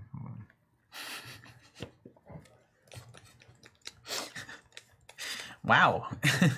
How about before you do that, I summon another Silver Snake? You can have 2 of those? It's a 1 only, isn't it? Oh, man. Can Remember you kill how this? Nick balanced the game? Yeah. Dang. Hold on. You know what, dude? Actually, I've got something more to say about this. Go on. Okay, hold on. Give me a second to work through this thing. All right. Okay. All right. Hold on. We got something rocking here.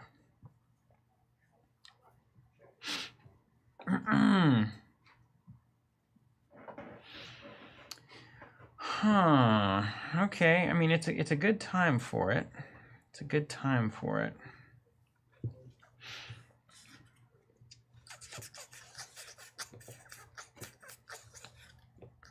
I think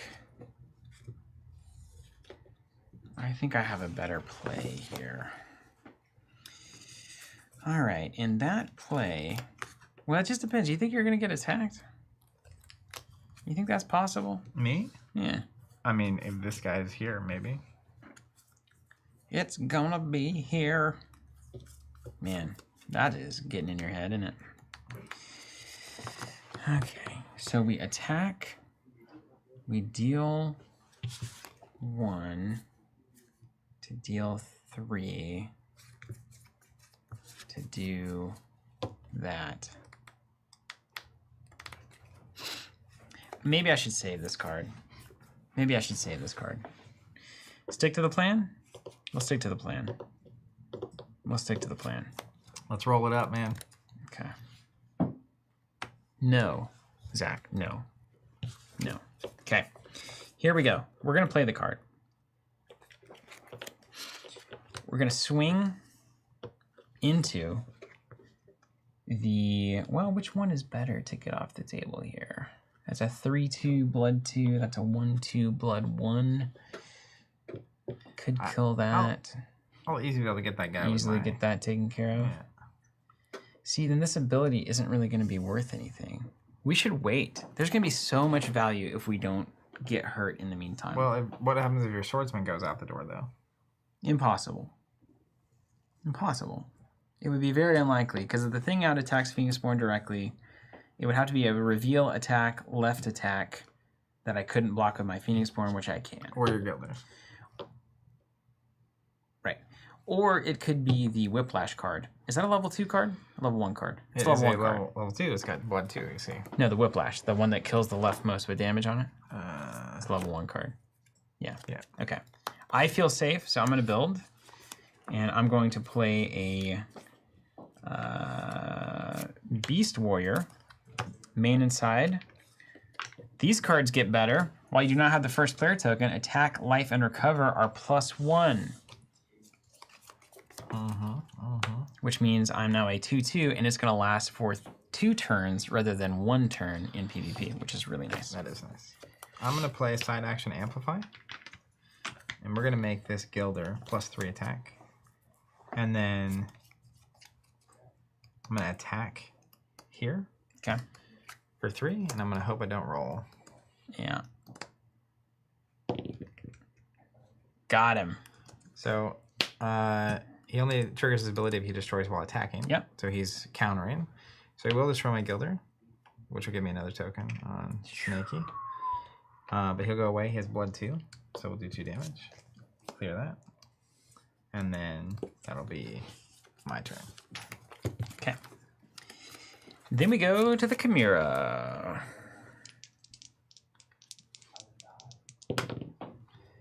Schmidt actually can say that. Can I just say how cool it is that this thematically represents a giant monster as separate units? The aspects work so well. It's amazing that Ash's frame rate flexes this far and hits this well. 4. Number 4, attack if able. Did Okay. not reveal. Fire Belly is going to do 1 to everything whenever it attacks. So let's just do 1 here. Clear some guilders. How about 2 status tokens for your snake, bro? Oh, yep. And then it will attack my Phoenixborn directly because of the middle icon, the mouth icon. And it only attacks for 1. Sonic Swordsman doesn't exhaust to counter. So I will block with the Sonic Swordsman. Oh, Do not place exhaustion tokens as a result of its countering. And it will die. Who's laughing now? nice. Over to me. On the roll. A 3 and a basic. A 3. Maybe. Yeah. Okay, that's good. Yeah. Attack if able, otherwise reveal. We're going to get into Fire Belly. Now you get a Fire Belly. And he's done revealing for me, so this is a window of opportunity. Yeah. You got a lot of goods. Yeah. About to be living on Easy Street. Over to us. Yeah. So my inclination is to summon a Gilder to destroy this, to get a token on my snake, and have a unit guard just in case. Yeah. Do you have anything to deal with this? Just to do 2 to it? Let me look. Do I have anything to deal with it? I don't. Because if I can keep my snake around, it's going to be so good for us.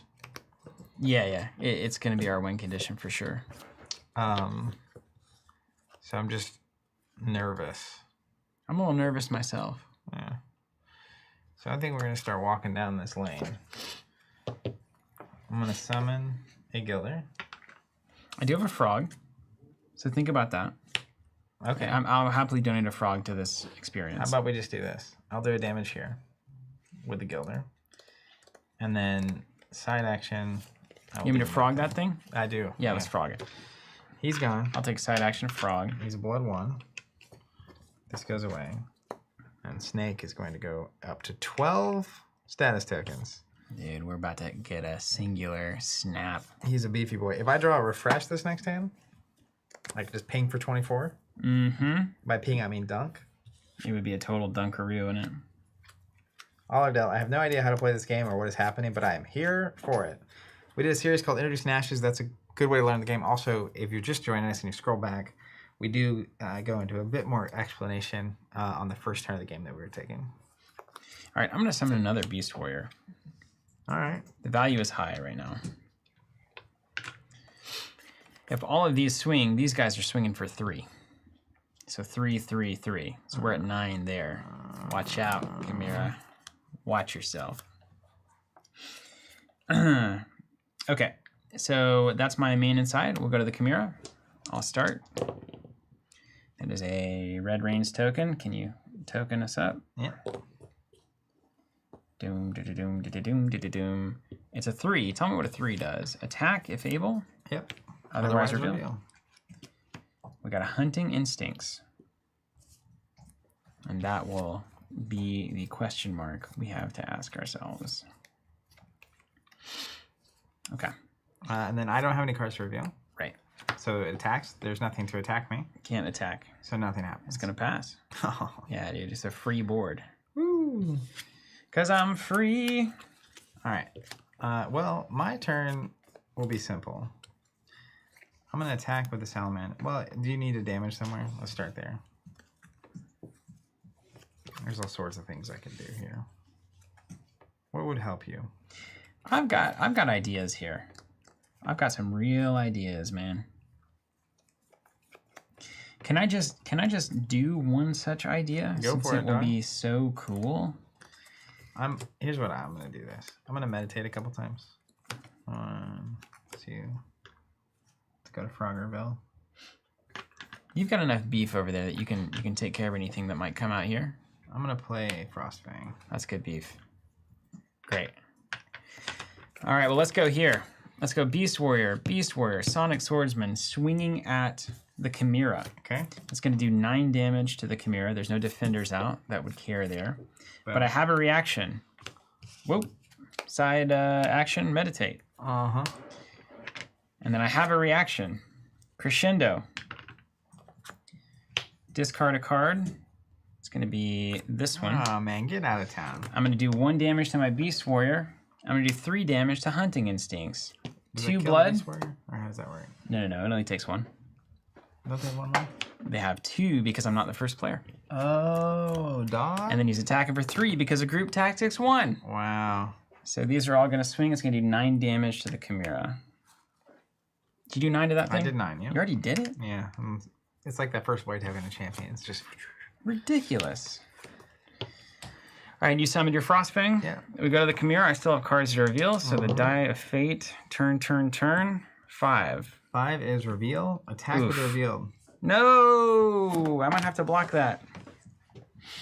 I think you do have to block that. All right, Tristan's going to step in Ooh. and take 4. Ooh. Dog. I'm just at 12. It's fine. And it exhausts to do that, right? Yeah, it does. Cool.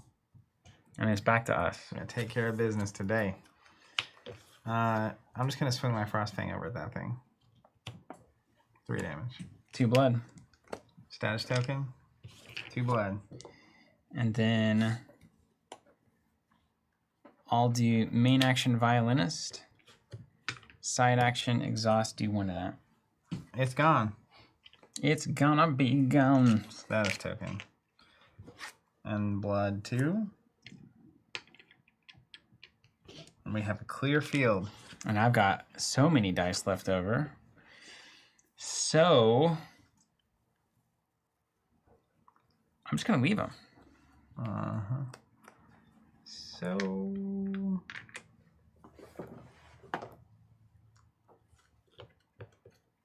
I'm all passes. yeah, I'm about to be there. Up to you. Monk is gonna swing for 1.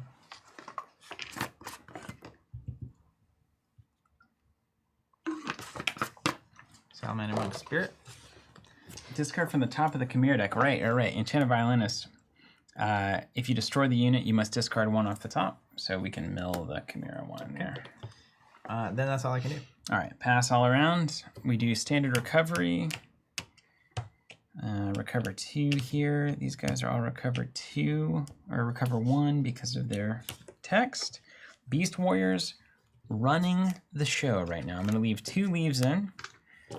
We're going to refill our slots. 1, 2. We hit the fatigue. We'll flip it over so the next time we mill the Chimera, it'll start taking damage. I got you. Yes, Torres 88, that is actually a, it is an Animaniacs reference, yeah. What'd you say? Die of Fate, turn. I have actually so much Animaniacs in my head that I don't know heads from tails. It's just in there. Yeah. Oh, you're just going to snake this thing right off the board, aren't you? Oh, he's going down. So this won't matter at all. I'm doing this kind of wrong. But, you know. I'm not doing enough damage to kill it yet. Oh, 15, right. Wow, you're close, though. Yeah, Surely I can, though. I'll send the alley-oop your direction. Yeah, I like it. Schmitter says, with Steven, it's always either Animaniacs or Kant. Yeah, true. Or Space Ghost. Space Ghost or Simpsons. Okay, let's just follow the process here. And then you are the first player, Zach. All right, I think what I will do is swing with a snake for 3, 6, 9, 12, 14. So 12, 14, sending the Chimera down to 1. And then side action. I'm going to swing everything at it. It's done. So this is the standard 1, level 1. I'm gonna go top down. Yeah, Top up. and ideally supposed to be played against like the most basic of precon decks right out of the master set, etc. Grab master set or any precons you buy. Yeah. This is the level that you play against. So I think what we're going to do next, let's just do one more run. Okay. Let's do heroic 1. Just see the difference. Let's do heroic. Just to see, right? All right, so we maintain our ultimates. We maintain our behavior.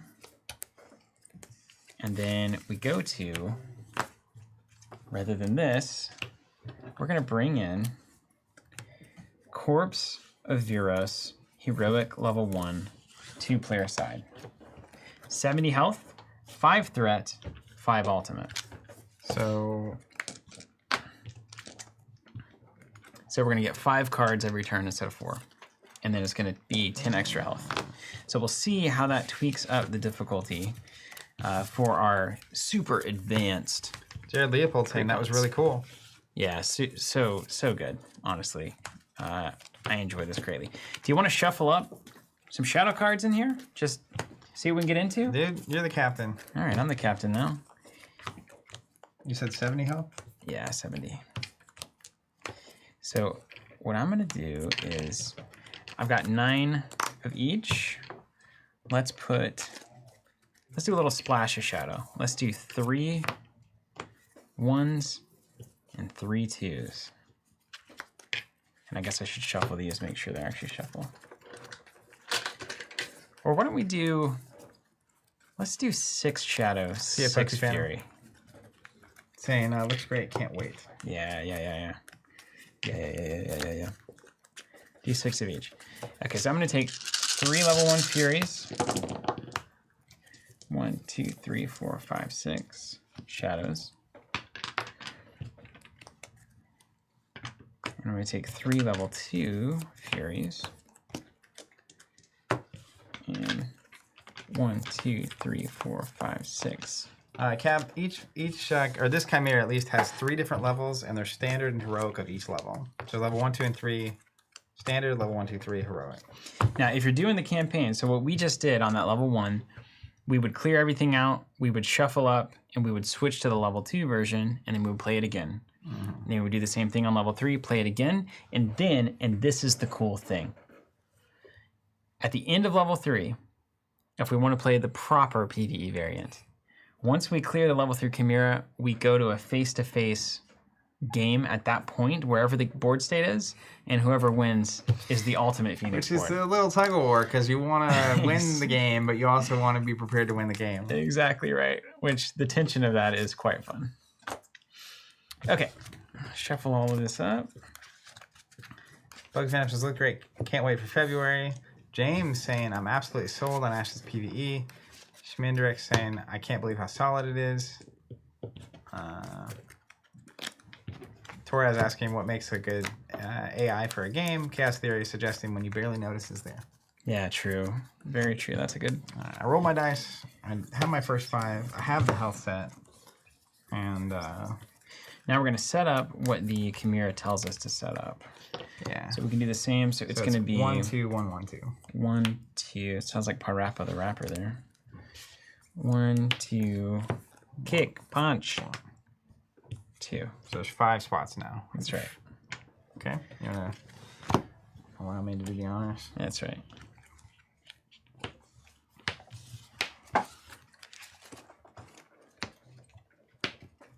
And then these get shuffled?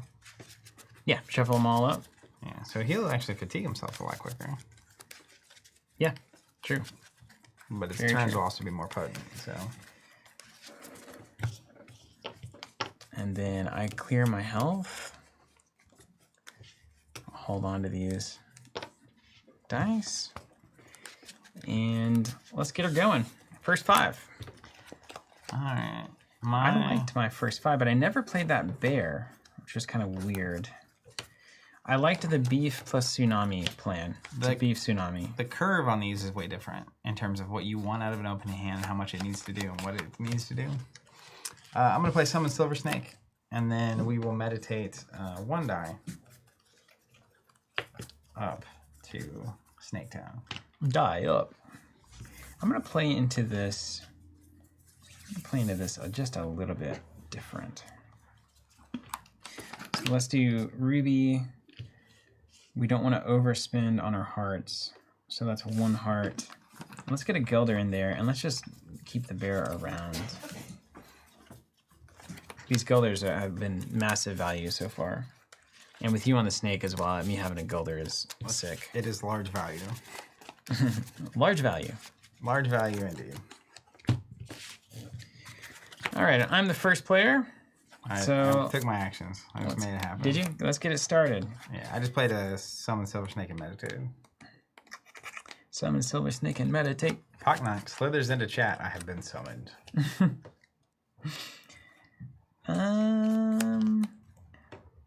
Let's do a Summon Gilder. That might actually have some value for us as my main.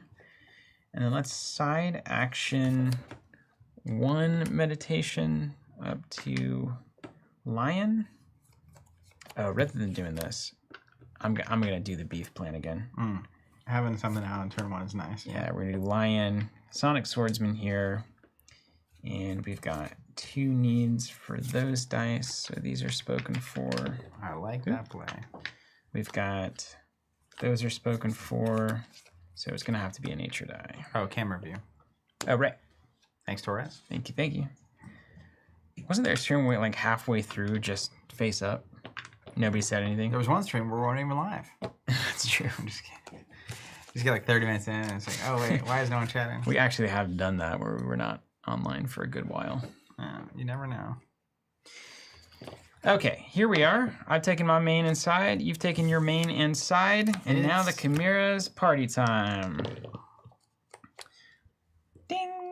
What's a 3? Attack, evable, otherwise reveal. Reveal. Glare. Ooh, our first shadow aspect. The opposing player cannot play action or reaction spells, so I can't play actions or reactions right now, which would be like Tsunami Shot, Crescendo. Look at that art, though. These kinds of cards. So this is like the control deck.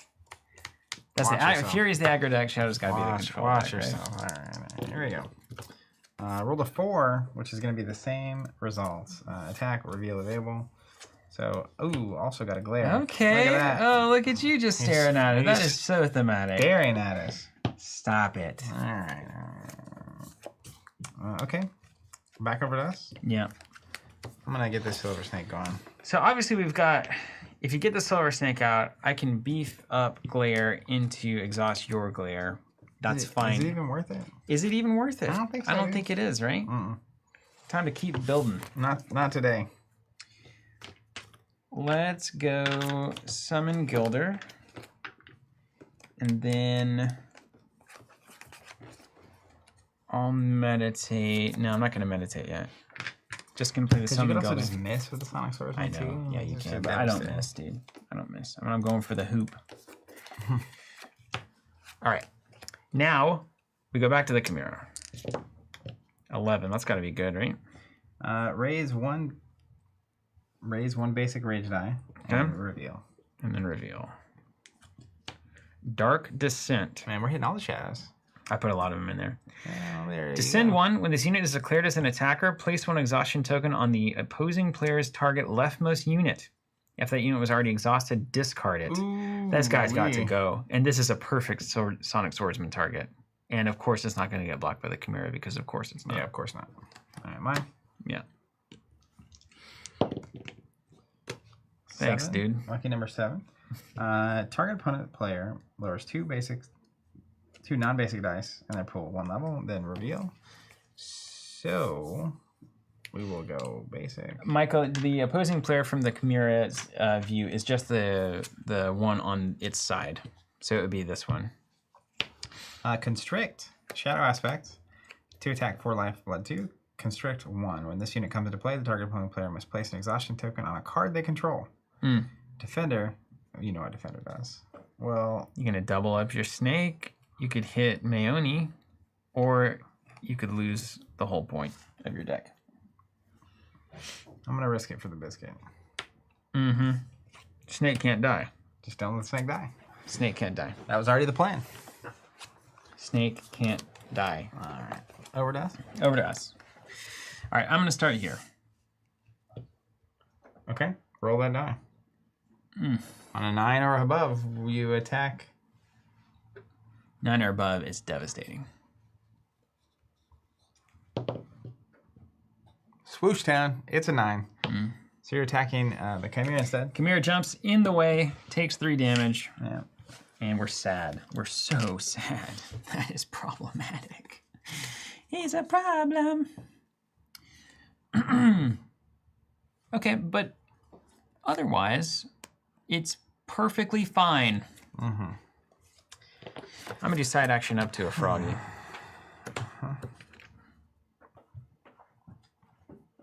How about Molten Gold being worse?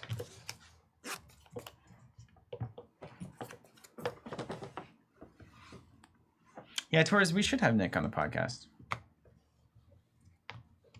Talk about designing PvE. What would be good? The good chat. I'm going to play a Summon Gilder. I'm just getting prepped.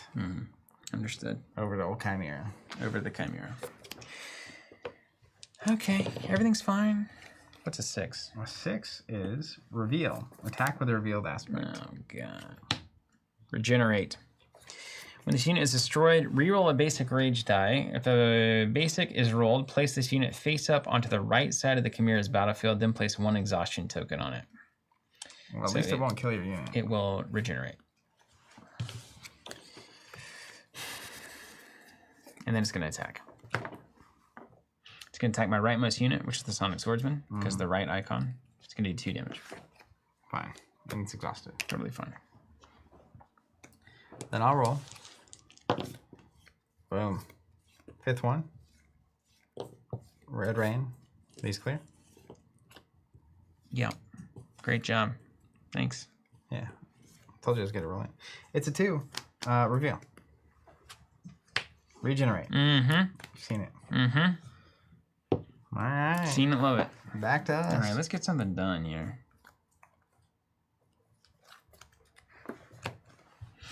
This glare is a problem. Is there any world where that is a fixable problem? It will be a fixable problem eventually.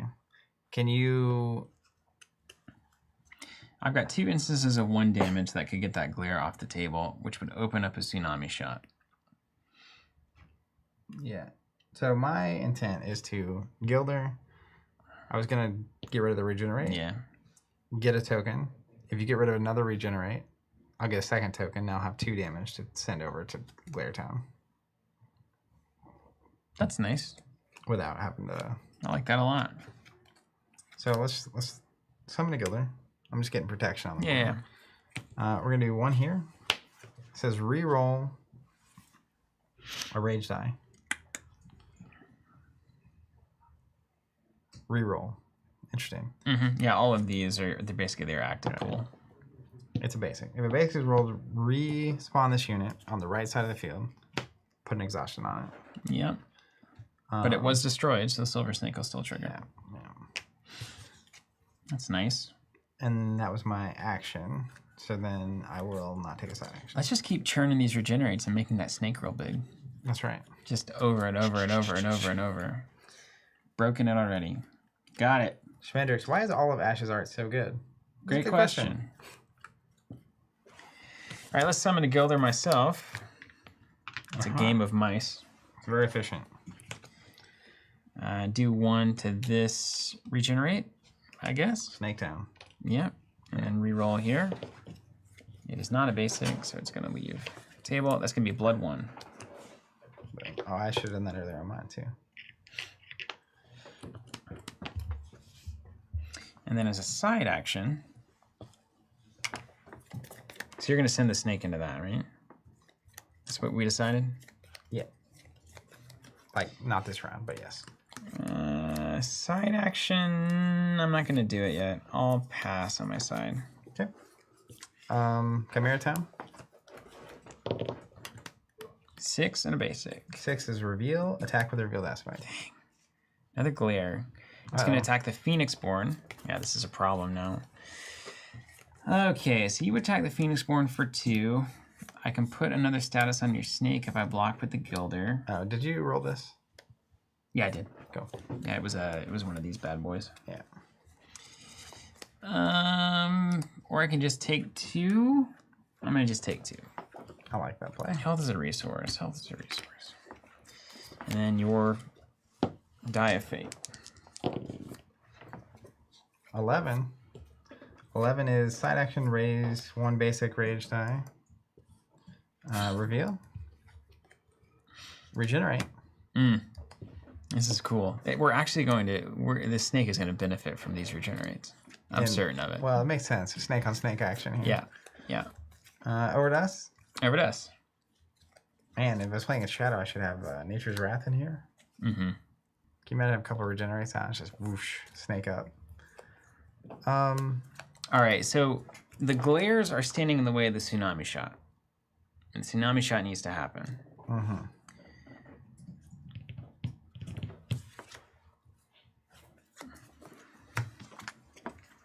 Well,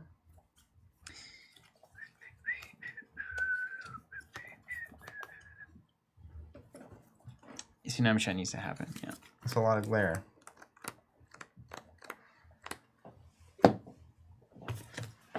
Yeah, it is, dude. We'll get there. It is. I'm gonna play a summon Ruby Cobra, and then I'll pass it over to you.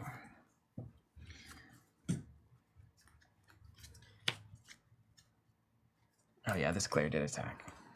It needs to be exhausted. Thanks. Ooh, that makes it okay. So if you kill this one's blank now. So if you kill this one, Tsunami Shot is active. Okay. I'm gonna side action. So I'm gonna Mayoni. pick up this Ruby Cobra and just see. We need need it. 2 basics. Nice, nice, nice. He'll do 2 damage here. When it destroys, I'll beef up. The blood one. Can you give me 1 damage over there? Got it. And then that was my side action. I have not main action. All right, I've got a main. I pulled up the Ruby Cobra. So Tsunami Shot here can do like 2. Well, really, it could do 3, 1. Because if this guy attacks, it's a problem. It will immediately discard my Sonic Swordsman. Yeah, you may as well get rid of him. So like do a 3-1 here, get 2 on your snake, Yes. and then snake can wreck the constrict maybe? Yeah. In some manner. You know, or, you know, however you want to do Yeah, it. we'll figure that out. Leave it to me. Okay. Do we want... We can get a Ruby Cobra. I feel like this game we came in meaning serious business. You can feel the tone difference. Sadly, I'm going to use both of those. Yeah. It's the second time we're doing it. We know it's heroic. We can't embarrass ourselves here. 3 there, 1 for generate. So blood 3 to start. So 2 on snake. You want to reroll this die? We'll reroll a die here. Rage. Not so basic. It does not regenerate, but it does go up. And then your snake gets 2 tokens, which you've got. Nailed it. Okay. Then as my main action, I will play a Summon Salamander Monk. Turn those guys. Okay, we good? Yep. To big snake. Oof. 12 and a basic. Is that a red rain? Place a red rain. Reveal a card. Oh, gosh. Lurk. Concealed. This unit cannot be targeted by attacks, spells, abilities, or dice powers an opponent controls. Quick Strike. While this unit is attacking, it deals its damage before units in battle with it. How do we kill this thing? Cannot be targeted by attacks. So, like a Force of Nature. Abilities or dice powers. Exhaustion tokens. Yeah. Or something that can live through a 4 damage attack. Or it could counter, like if it attacks, and it counters. But like if he attacks you, then he exhausts, and then you can get him. Yeah, totally. Right. Okay. Yeah. Whew. Okay. Phenomonics, so you're welcome. Happy to be here. Let's see what this last card is. We got a red rains. No, it's a 1. Yeah, but Oh, yeah.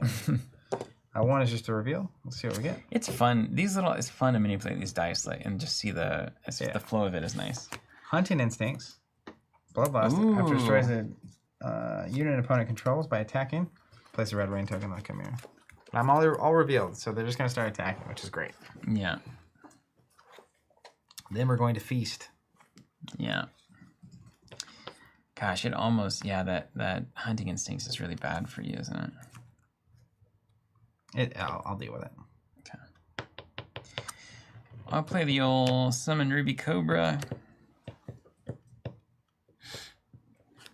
Do we want a Cobra that does 1? Yeah, because it's going to be able to then kill Lurk. Yeah. Okay, then I'll meditate 1 up. Danny Goodnight, welcome to the stream. Saying, how are you guys liking PvE? Does it fare well for solo, or is it at its best with friends? Loving it, and I think it will fare equally as well. I honestly, I think the vast majority of playtesting was solo. Yeah. And I think it would just play beautifully One solo. of the cool things about it is there's a somewhat of a deck building component on the Chimera side. So if you are playing solo, I think that is a layer that a lot of other games don't. I've never really seen that. Yeah. All right, mine. Mine's done, yeah. So, You gonna kill that constrict? Is that what you're into? That's a clean 4-2 trade right there. Eventually. Okay. I'm gonna summon a salamander monk. I know how this one ends. Yeah. Well, there's no more cards, right? We know the Yeah, score. you know exactly what's gonna happen, right? So I'm gonna summon a salamander monk, and then no side actions. Actually, you know what? Heart, basic, reliefs. Whew. Oh, I just paid for the salamander. This one's already getting hot. That's what I said. It came in with an intensity. This one's getting hot. All right, and then no side action. Okay. So then, oh yeah, don't roll because everything's revealed. Lyric is due 4 to my leftmost. I'm gonna take that on Tristan. yep. And we've officially blocked. All right. Glare will attack my Phoenixborn, so I'll just take 2. Yeah, easy. And he will. And he's all be exhausted. exhausted. And then back over to us. Back to us. I'm empty, which is good for me. So I'm gonna summon a Ruby Cobra here. And it's gonna be able to take out that Lurk. Now, alternatively, I could do 2 damage to something if you need that next turn.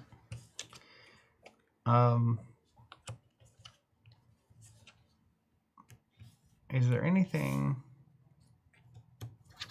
I guess I don't have any guards. My snake can just attack the boss man. This dude also has Defender. There's the problem. That matters to you. Which it might.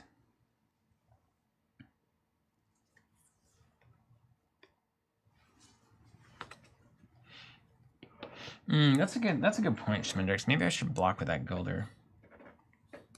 Yeah, instead of taking 4, let me put 1 on your snake. And I'll block with the Gilder instead. That's much better. Okay. Pro moves from Schmendrix there. They auto counter? Yes. Everything. But it doesn't exhaust to do so. You play with fire, you're going to get burnt.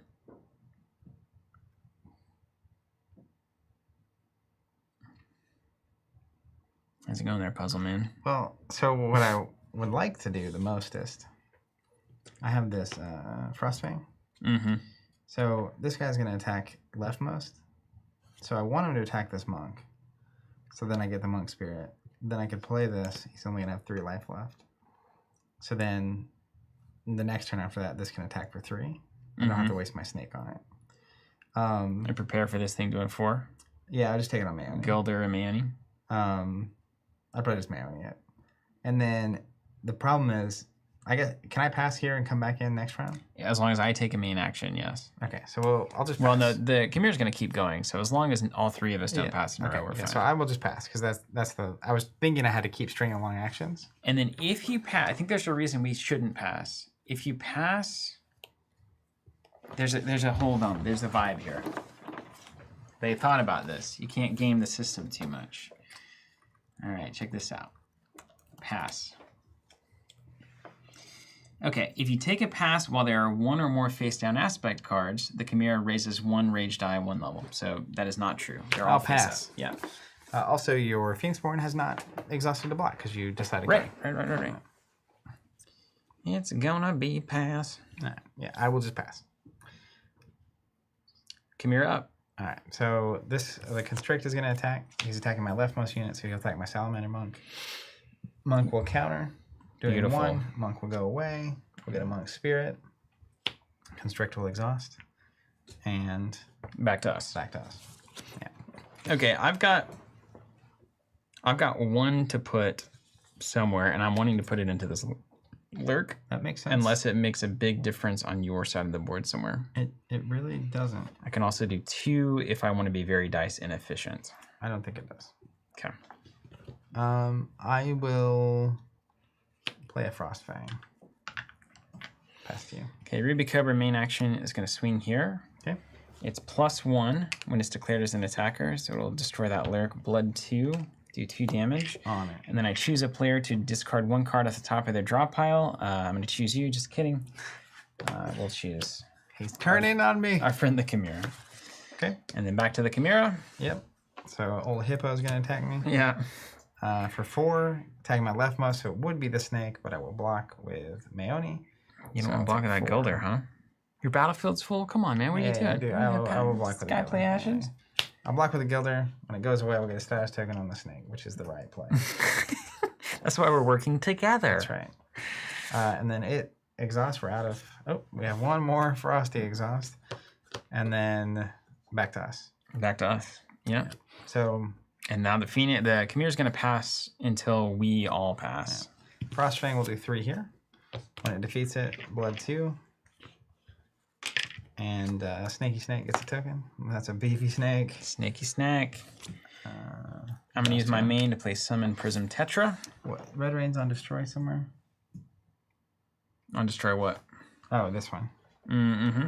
So when it destroys the Gilder. Yeah. Yeah. Okay.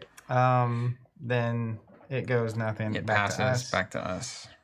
Salamander Monk is going to attack this regenerate. I assume it doesn't regenerate if it's exhausted because blank. That's right. So blood 1 and gone. Now, and a snake token. How about that? He's at 10. Hold on a second. Did you get a snake token? How many other things? You're not going to kill anything else. Are you going to kill more things? I was not planning on it. I was planning on sinking some damage over here. What's kind of interesting is these Prism Tetras, you discard at the end of the round unless they have 1 or more status tokens. So if you put 1 that you just put on the snake here, and then snake kills something and puts 1 here, there's 2 fish alive. So I can only put 1 there from the Gilder. The snake is its something. Yeah, right. Okay. Yeah, I don't do that. Yeah, otherwise. Let's just plug some damage in. I'm going to do 3 to the main. 2. Great use of dice there. 2 dice for 3 damage. Horrible. It's better than nothing. And then you're going to do how much? 10? Oh, the guard rolls. Oh my gosh, it's my one great mistake. Well, let's just imagine they all. That was just attacking here. Yeah. But I did attack here with the Cobra, so who knows if that would have worked. Yeah. And then you attacked some stuff over there, but we just didn't roll over a 9. Let's just keep moving. Okay. Yeah, give ourselves a little slack there. So Snake's gonna attack this thing for 10. 5, 6 is 11, so go 10. It'll exhaust. I need to put a thing that says guard roll right here. And then I will next round.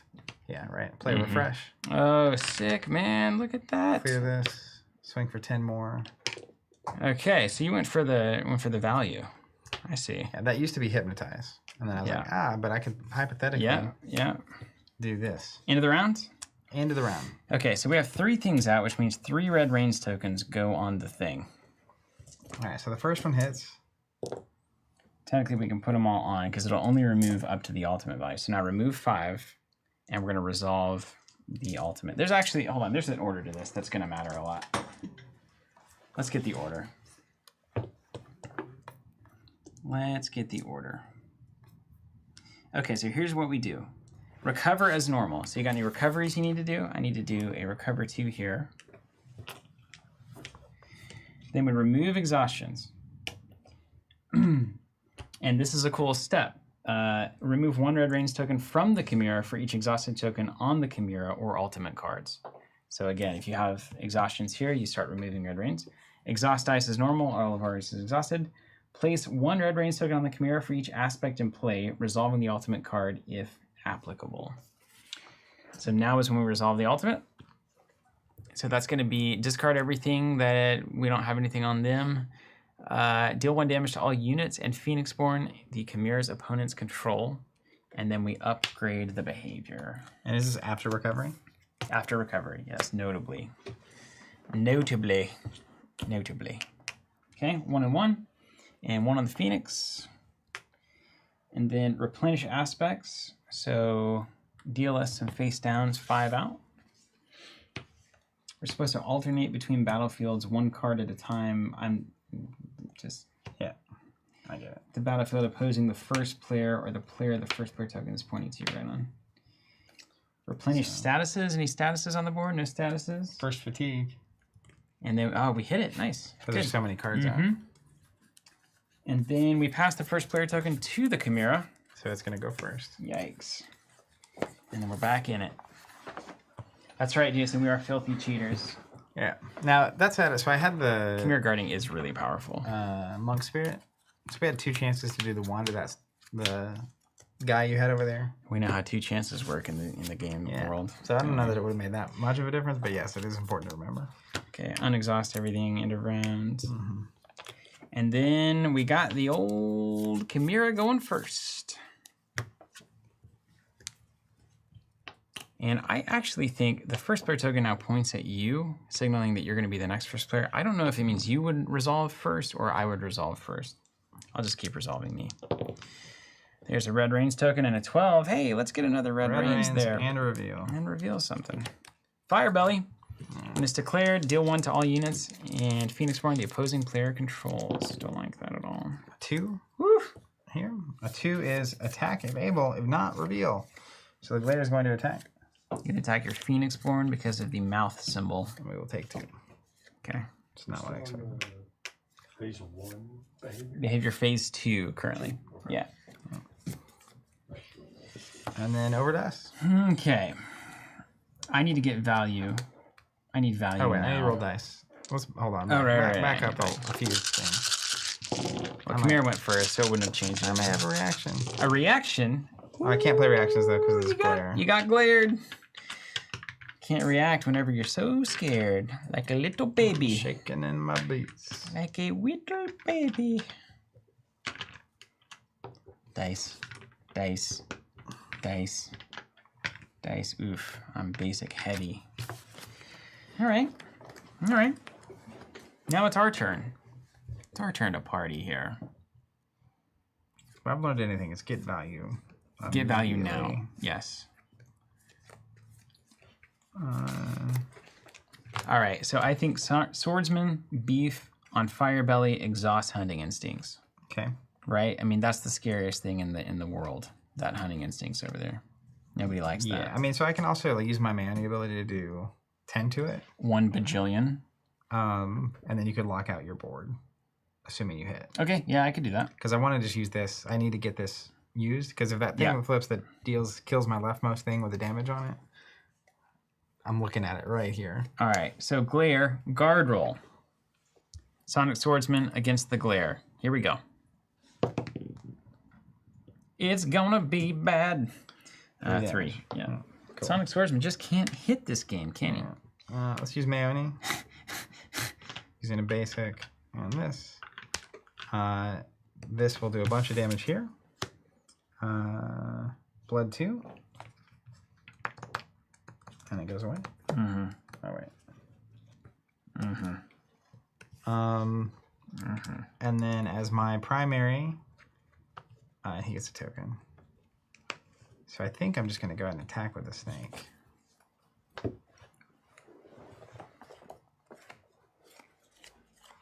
Yeah, 3, 6, 9, 10, 11. I'm going to attack for 11, not be greedy. So 10, 11. You don't want to be greedy. Well, I could wait because there's going to be more units to get destroyed. Right. But no. But if it flips and gets rid of 11 damage, we don't wait. We wait for no man. Okay, here we go. Nick Conley saying guard rolling was an important addition to the game to give the Chimera an angle of uncertainty and drama. If the players are able to see too far into the future, it's less fun to play out turns. It also gives spells more certainty where combat can generate value through smart trades. Yeah. All right, so we've got 7 and 9. I rolled an 8. I'm going to deal a damage to my Phoenix Reborn, and then I'm going to reveal a card. It's a Rampage, and it's going to get 2 status tokens on it. At the start of the turn, it's going to start re-rolling Rage dice. This is about to level up again, man. We're going to be right on the edge. Your roll. That roll is fun, isn't it? Yeah, that's good. A 1 and a basic. Well, that couldn't have gone better. That's just great. Well done. We are going to get a Dark Descent. When the shooter declares an attacker, place an exhaustion token on the opposing player's target leftmost unit. If it was already exhausted, discard it. That could be real bad for you. Yeah, it's got to go. It's got to go. Gotta go. But can it?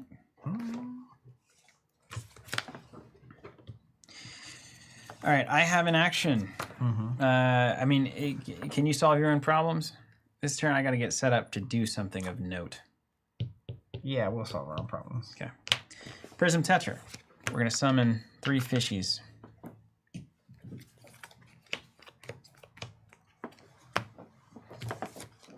And then side action, we're going to meditate into a snake. Over to you.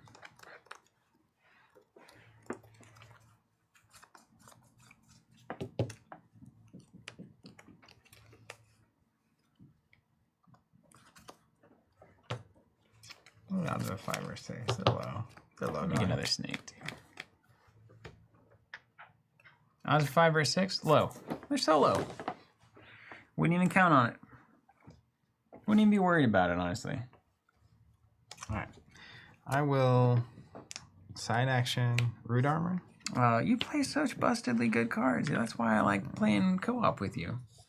It's miserable playing against you, but this is great.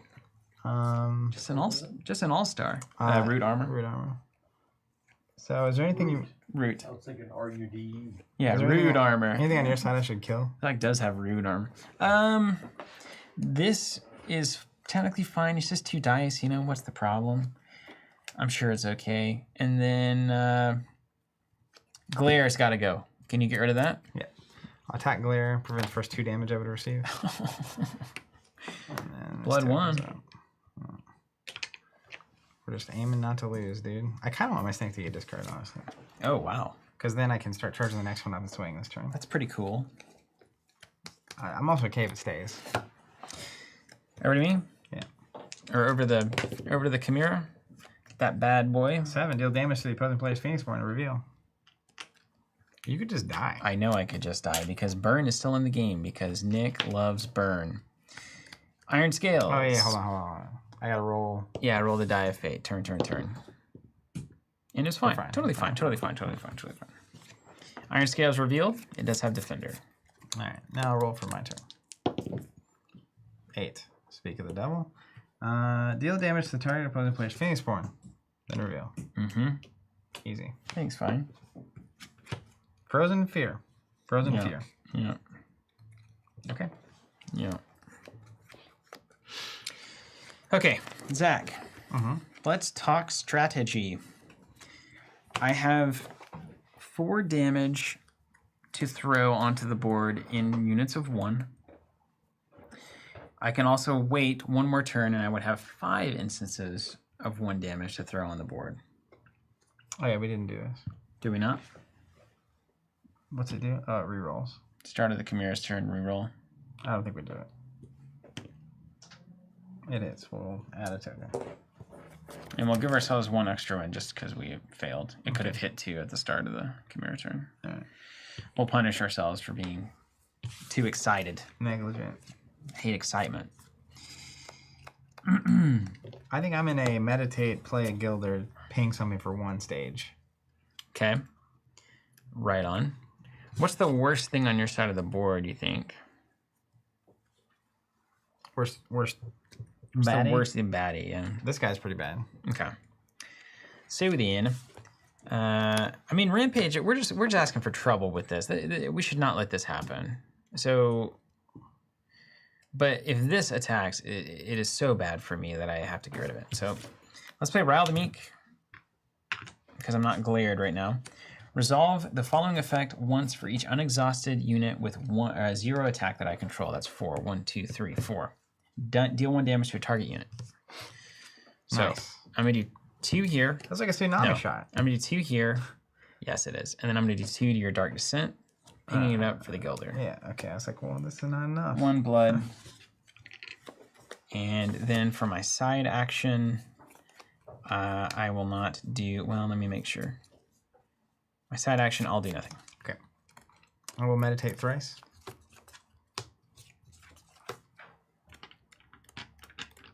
Oh, wow, look at all Dr. Froggington over here. Mr. Frogger. Mr. Frog is called by his friends. Then I will summon a Frogman. Gilder. Frogs and mice, my man. 1 here. Snake charges. This goes away. It's blood 2. Love it. And that's it. All right, that's it. Do the Chimera no start a turn triggers that we missed? Oh, there is one. Yes, there. Specifically. In fact, there is specifically. Like they were calling it out because like we're really walking through appropriately. Only one, man. Only one. Easy. Doesn't matter. Here comes the Chimera. 7 and a rage. 7 is the 1 to your Phoenixborn and reveal. Okay, easy. The old Conley special there. Got to constrict myself. Maurice, so far is there a huge adjustment to play PvE? Just checking to see how the rules translate to PvE.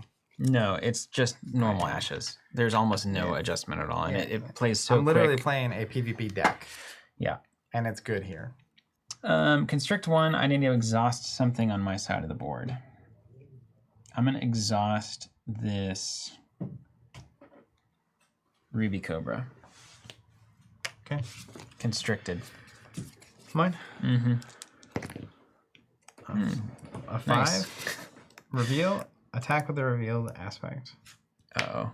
Fire Belly. Oh, no. Deal 1 to all units and Phoenixborn I control. And it's going to attack your Phoenixborn directly. So it'll do 2 here. Assuming you don't block with a Gilder. Which you could do, but it's up to you. Chaos didn't think you paid for your Gilder. Did you make him? I made it right. Did you? Did you write it up? That prevents. Just takes 1. I'm going to save the Gilder just in case. 1 here, and then it's exhausted. And that already did its thing twice, didn't it? Or did it not? No, it didn't.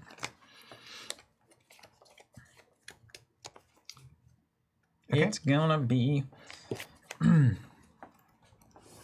Over to us? Yeah. Walk me through your options. My options are amplify my Gilder to 3 attack, attack the Frozen Fear, destroy it, don't have it trigger, get a token here, and have a totally exhausted board. That's great. What's that ultimate gonna do? Just kind of asking for a friend. It says deal 2 damage to all units in Phoenixborn the Chimera's opponent's controls, right? Where do you see that? Right here on the card there. And given that we're literally 1 die away from our 5th red range, I think it's gonna happen. You don't have any cards to reveal. Oh my gosh! So we just this thing's just going to attack you. Just made it.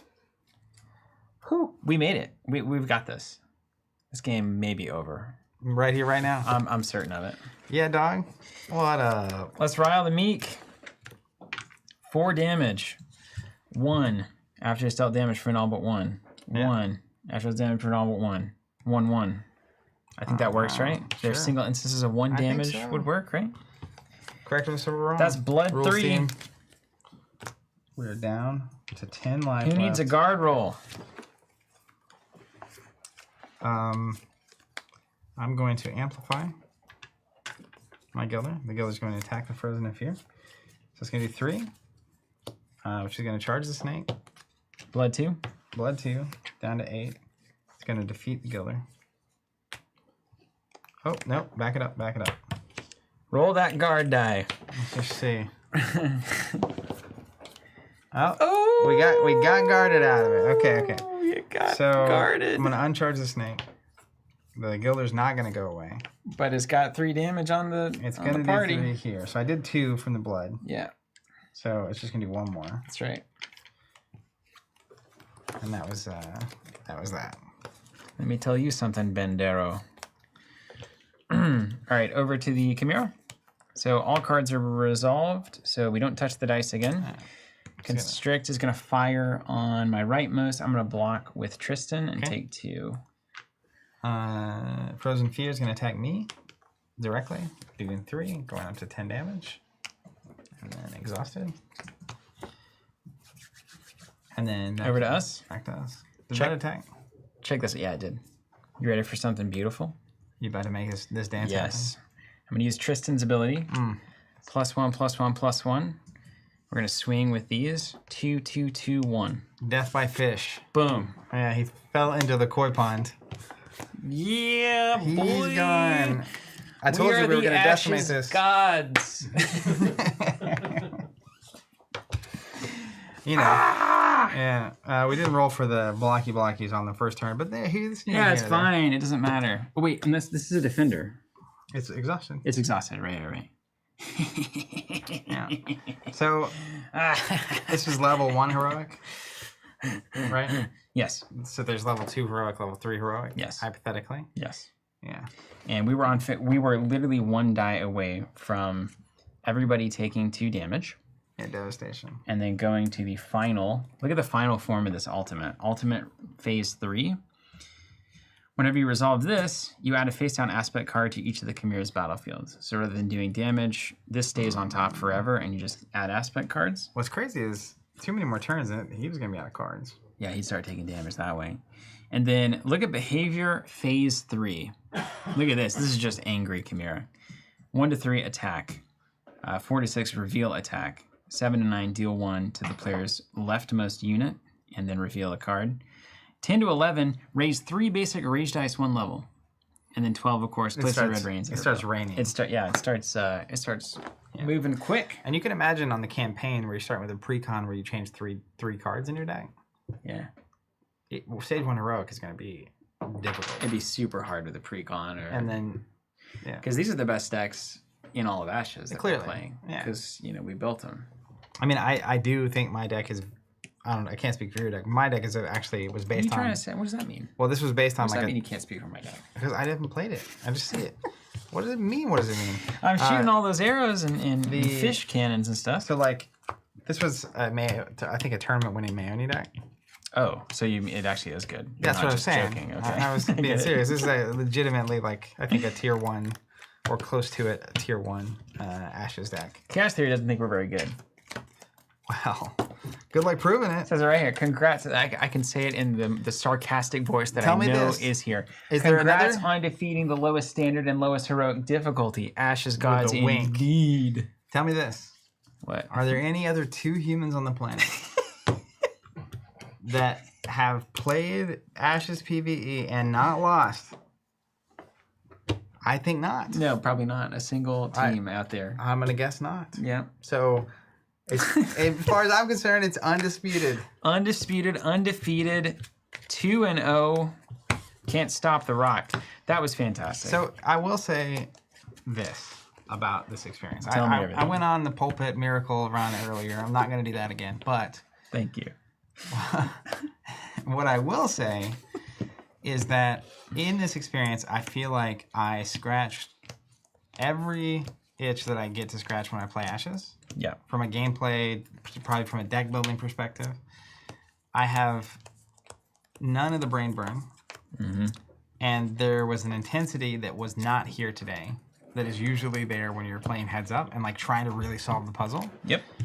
That I think is going to be a lovely, refreshing experience for a lot of people. For a lot of folks, yeah. I think, this is probably my preferred format at this point. Even as a bridge in late, the fact that we can play decks like this, and play and play and play, and then it's now let's just play against each other. Yeah.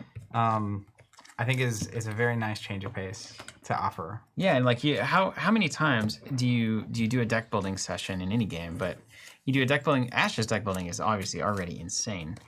But you get done with an intensive deck building session. You've got it all put together, and then you just wait until you can play it against somebody.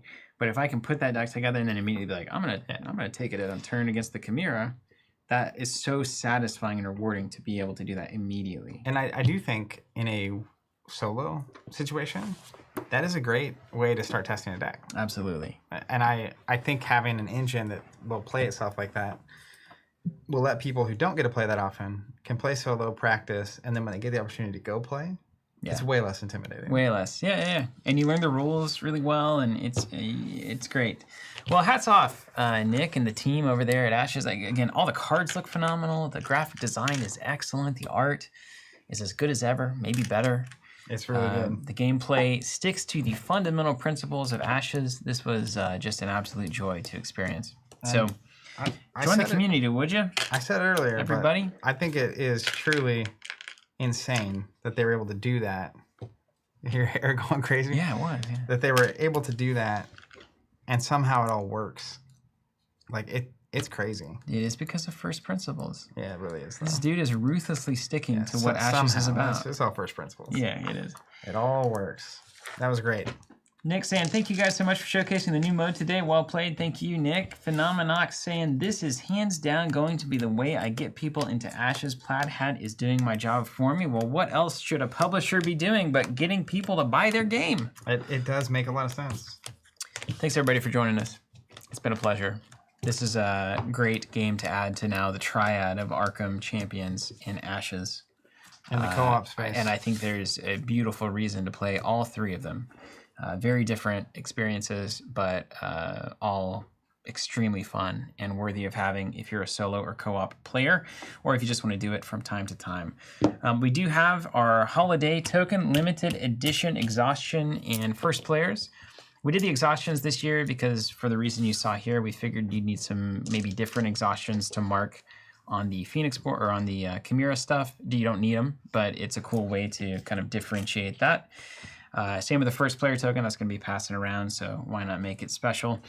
And then we do have a special going on. We have some of the latest expansions on our website. If you're wanting to buy in and kind of get started and this gets you revved up, the super good deals there, 20% off everything that we had left after the subs charges, and free shipping on 2 or more expansions, so that's a good place to go. Also, if you already have the master set, you already have some Ashes cards, and you just want to start on PvE, subscribe to our subscription. You're doing 2 things.